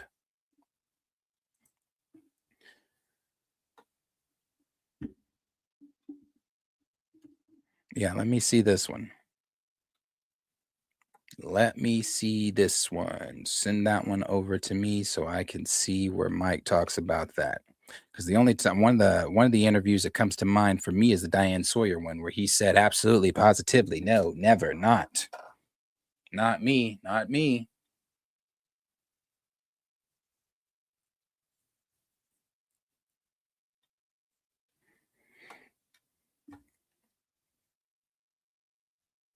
What's the name of the video then? If you can't message me, what's the name of the video?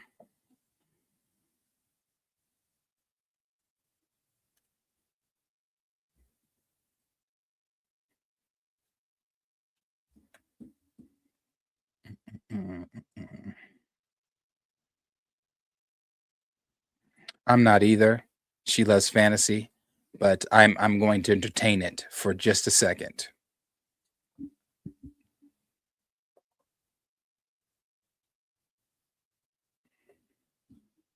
Tonight, Michael Jackson talk about sharing beds. That's going to pull up a lot of different interviews. That's going to pull up a lot of different interviews.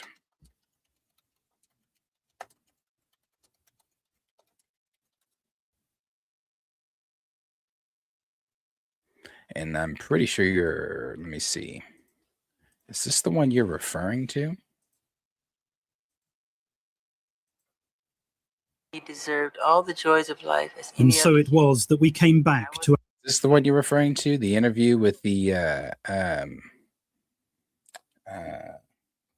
it's by account called "This World Has Jumped Sharks."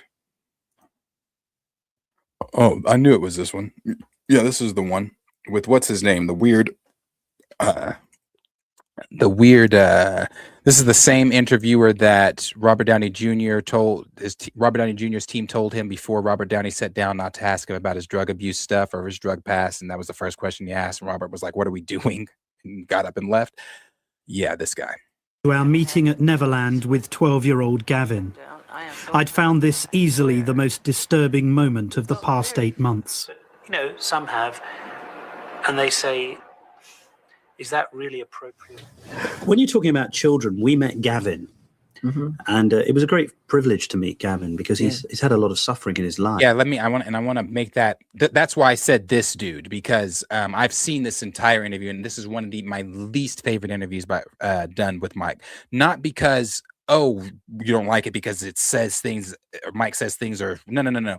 I don't like it. One, because the way that it was edited, the way that the questions are asked here, and the manipulation that he uses, and it's not just he uses on Michael. Again, I can pull up other examples from this exact interviewer here where other celebrities have been done with the interview. Like I said, Robert Downey Jr. just up and left his interview. He didn't even stay. He was like, "Yeah, no, I'm not. We're not doing this. I told you, don't ask me that." So yeah. This dude here. Life. Yeah. When Gavin was there, he talked about the fact that he shares your bedroom. Yes. Can you understand why people would worry about that? Because they're ignorant. But is it really appropriate for a 44-year-old man to share a bedroom with a child who is not related to him at all? That's a beautiful thing. That's not a worrying thing? Why should it be worrying? Who's the criminal? Who's Jack the Ripper in the room? This is a guy trying to heal a child. So is this the part where you were talking about where he admitted it? He basically admitted it? Because Mike has said that in several interviews. That's not him saying that he's touched a child.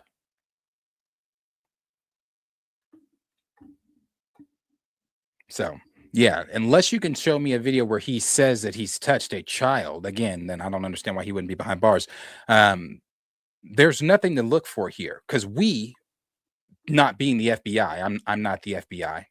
I'm not. I didn't do the research into Michael Jackson. However, no, I don't find those comments weird. I do not.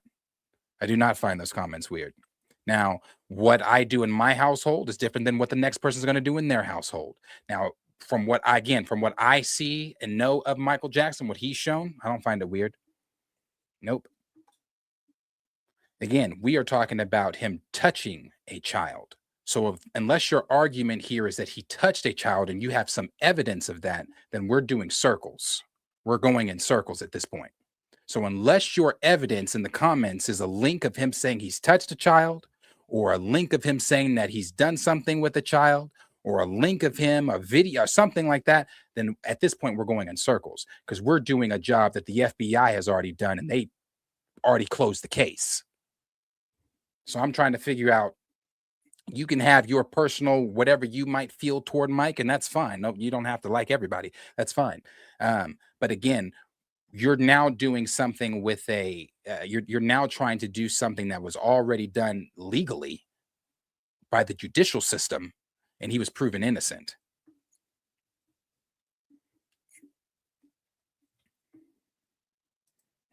Let's see. Yeah, I know. Different and all that. So yeah, no.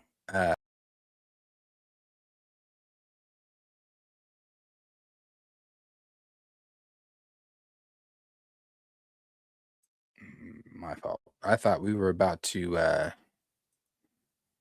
look at a never before seen video. Yeah. Yeah, we've got that is the stuff there for Mike until the rest of the stuff, until we got more numbers that come out from more showings from, obviously day to day, things like that. These are the current numbers for Mike. The Michael movie, again, if you have not seen it, I do encourage you to all go see it. Go see the movie, go watch the movie, go celebrate the greatest entertainer of all time, and celebrate as many times as you can, like that one dude said in that one video, again and again and again and again. So I think that is all that has been going on, unless something else has happened today in the news. Hunter Schafer still being considered for the role of Mystique in X-Men reboot, according to My Time. A Django Zorro crossover movies in the works. What the hell? What the hell? Oh yeah, last thing here. Maul.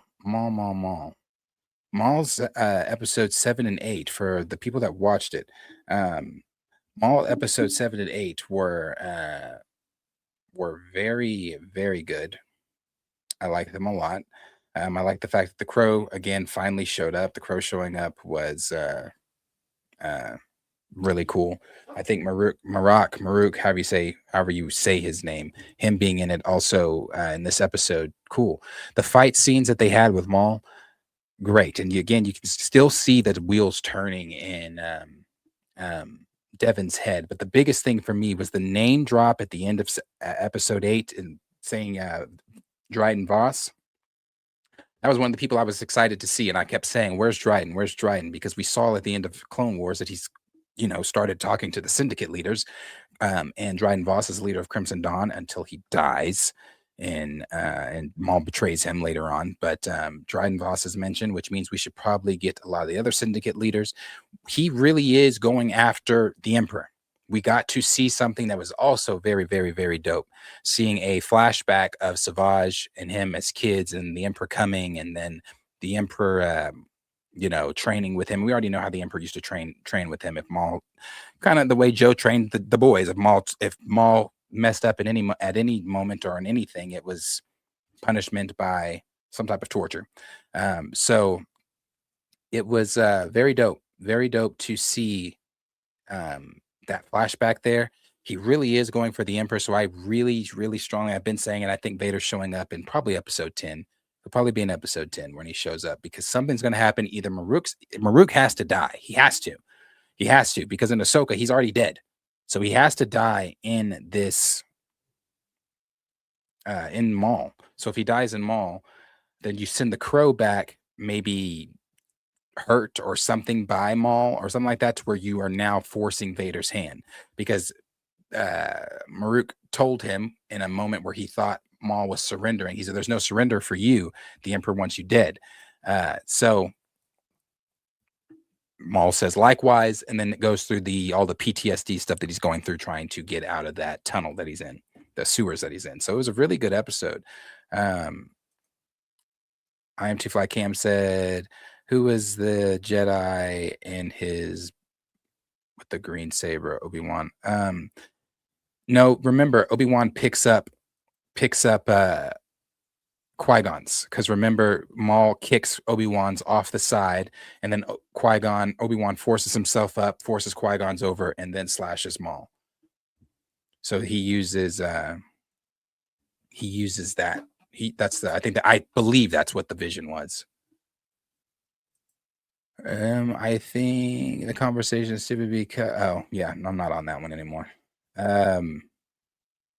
So yeah. Great episode. I'm just wondering if they're going to have to flee the planet with Maul, or are they going to find another? And when I say them, I mean like Captain Lawson, his son. I think Dockie's probably going to die in the next 2 episodes.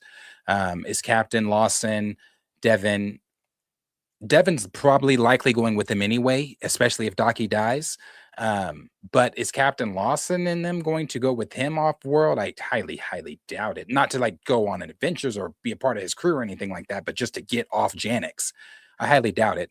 Now you've got Two Boots that has betrayed, kind of redeemed himself from calling the Empire in the first place and causing all of this, who freed Riley and is getting Riley back to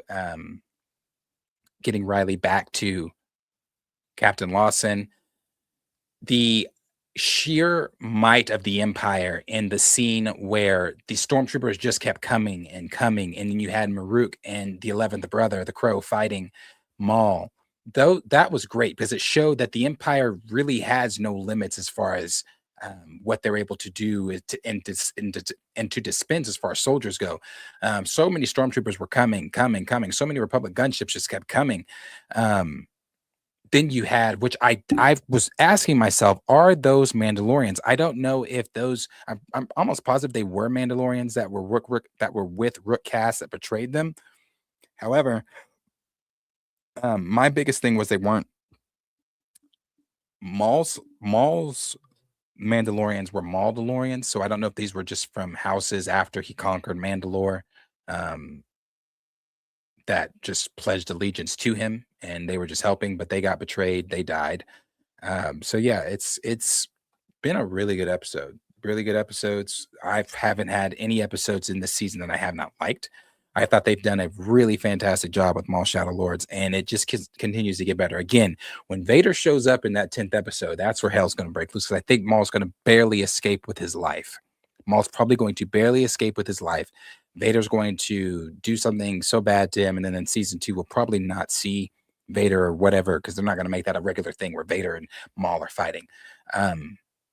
But Maul is going to fly much, much more under the radar, I think, after Vader and him clash, because as we know, we've talked about it before, what he says in Rebels, the one they call Vader will be here soon, and I'm no match for him. So I think he's going to fly much, much more in the shadows while he's manipulating Devin still.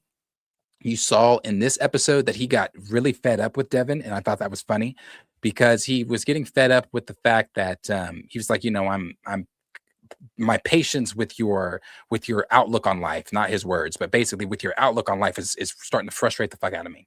And I need you to realize that there is no good and evil. I'm not the bad guy. And so seeing that is him getting frustrated with her, and her still coming to his side to aid him with the stormtroopers. I was like, yeah. And then you saw it even more so down in the tunnels when Lawson when she came back without Riley, Lawson's son, because he got captured by the Empire. And Lawson says, well, I'm going to find my son with or without you. And she says, I'm going to help. And, looked back at Docky like, I'm going to help you. I'm going to help him with or without your help, basically. So she's even starting to defy Docky a little bit. She still has a lot of her Jedi principles. You heard her saying some words of wisdom to Riley. She hasn't completely lost her faith or anything like that, but she's questioning things. Wheels are turning. She is starting to think, am I on the right side here? Or is there even a right side anymore? So yeah, it's, I've loved it. I've loved it. I think they're doing a fantastic job. Maul's cybernetic legs fucking up. I really, really want, and I think the next fight between him and the Inquisitors, I think that's the fight that he's really going to go all in on them, because he couldn't in this fight. His cybernetic leg was fucking up. It was hurting him every time he was walking. So it's not really much he could do. But what he did do, and I love also that Maul relies so much on the Force. That is something that lacks, I think, in Disney Star Wars, is the ability to not only just have a good lightsaber battle, but also to use the Force in that during those battles. There's so many times where Maul was fighting, not just when he was fighting the Inquisitors, but even when he crossed blades with Devin that episode and Riley kind of ran at them, he forced Riley back. And then he was fighting when he's fighting the Inquisitors, he pulled the 11th brother in and pushed him back. And I was like, yeah, bro, like, I love the fact how much he relies on the Force. So yeah, I agree, Dusizzle. Very solid 2 episodes. I'm too fly Camp said, I think they were just Mercs looking for a payday. Maul with the legs always makes me laugh. Poor guy. Yeah. Looks, I'm ready, bro. I'm ready for the next 2 episodes, because I know that is where he has to show up. He has to show up there. He has to show up. So I'm ready. But it's gonna be dope. It's gonna be dope as they continue. Again, I think the Inquisitors, I think the 11th brother has one of the coolest looks. And how Maruk ends up with the Night Sisters, or how they end up with his body, or however Dathomirian magic is being used on him, I don't know. But once he dies, that is what ends up happening. So we see that in Ahsoka. So we'll see what happens. I'm excited for this. Loved it so far. Again, it's not getting the attention it should be getting. It's unfortunate. I think I said that before the series even started. It's going to be great, but it's just not going to get the attention it should be. But it's great. It's great. Yeah. See, this is where we've seen. This is all I was thinking the entirety of the new Maul episode. I was thinking about this too. He's not. That's why I said the crow doesn't die in Maul. He dies at the hands of Ahsoka. Very quickly. Also. Here is your reward.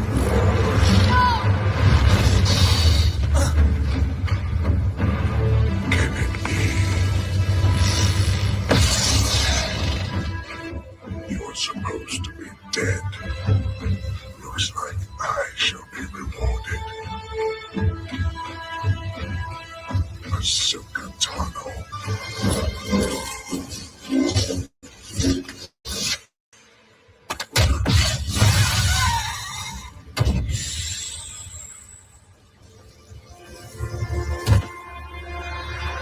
I've always been confused too by his death there when she slashes him. I don't know if did she sever his head off and his mask fell off, or is there nothing under the mask and it just fell off?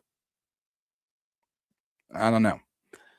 Confused on that one. But yeah, the 11th brother dies at the hands of Ahsoka, so he doesn't die in Maul. But I think Maul's going to kick his ass to where they're both. Maruk's either going to die. He has to. Let me just go there really quick on here.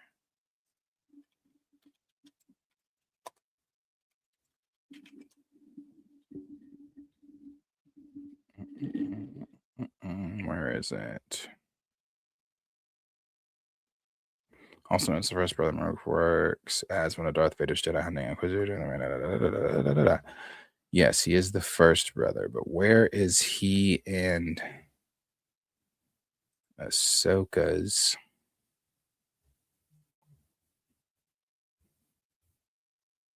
Oh, okay.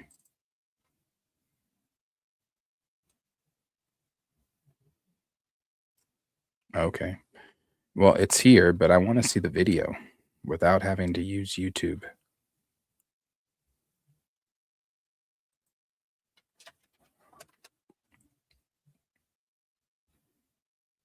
No, gonna make me use YouTube. Okay, well, anyway, like when he, turns into the smoke right there in Ahsoka.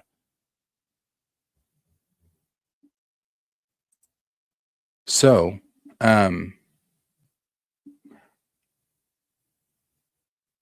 so Maruk's gonna have to die in the show. He's gonna have to die in the show. Vader, or MJ, sorry, Lord.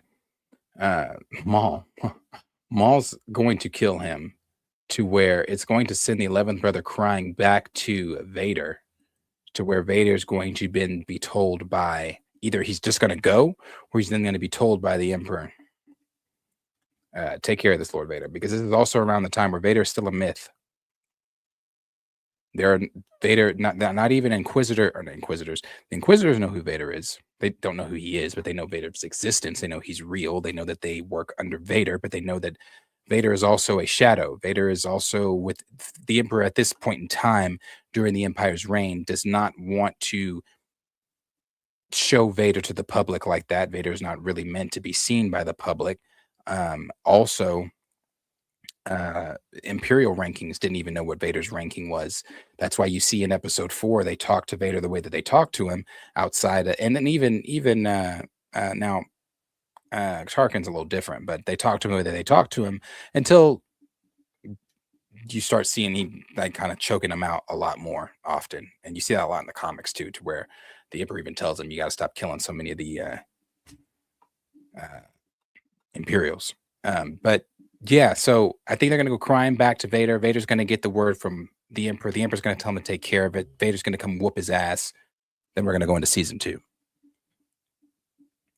which is going to be great for Star Wars. It's going to be great for Star Wars. However, as I've always said, I know they always use Vader as their little cop-out. Here's Vader.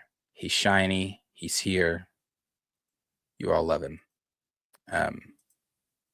But I've loved the show so far. So if you haven't checked out Maul Shadow Lords, go check it out. Those 2 episodes are great. Yes, Eugene, loving Maul as well. Those 2 episodes are great. So go check them out. Go watch them. They are fantastic. They are fantastic. And again, these next 2 episodes are going to be even better. So if Vader does show up, I'm going to do a reaction for that part. Probably to that episode, maybe not. I don't know, but to that part for sure.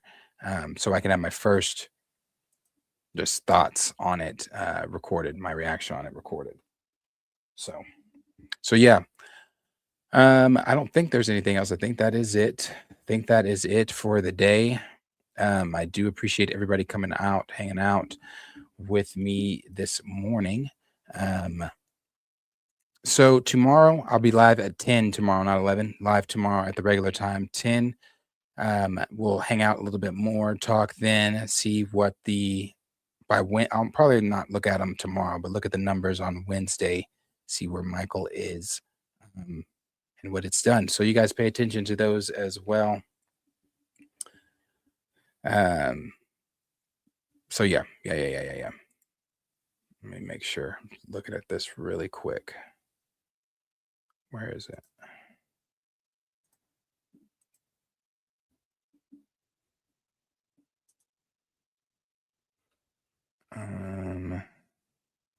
Yeah, that's it.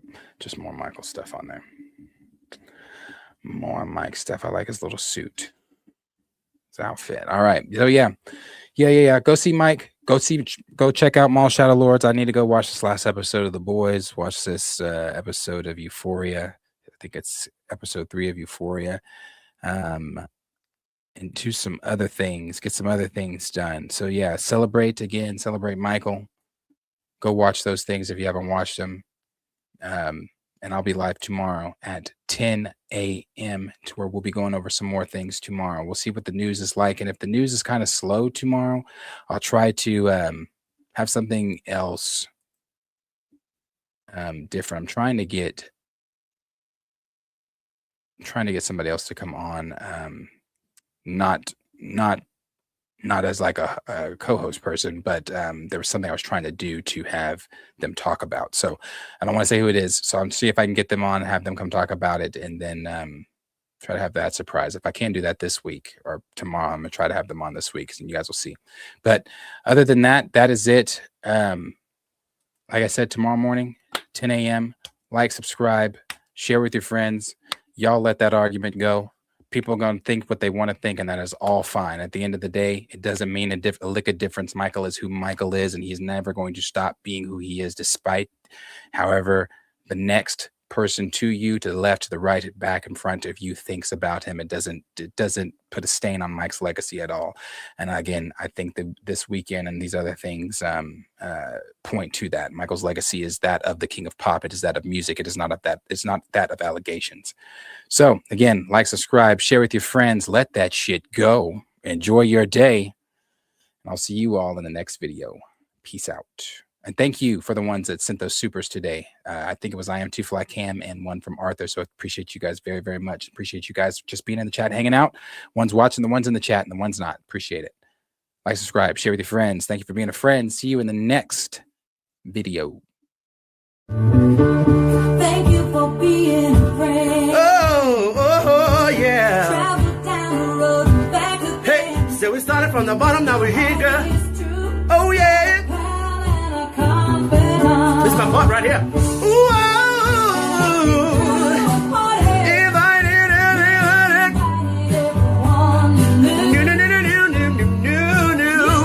the biggest gift, the biggest.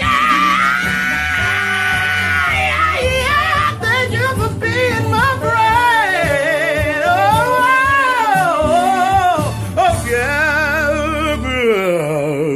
Hallelujah.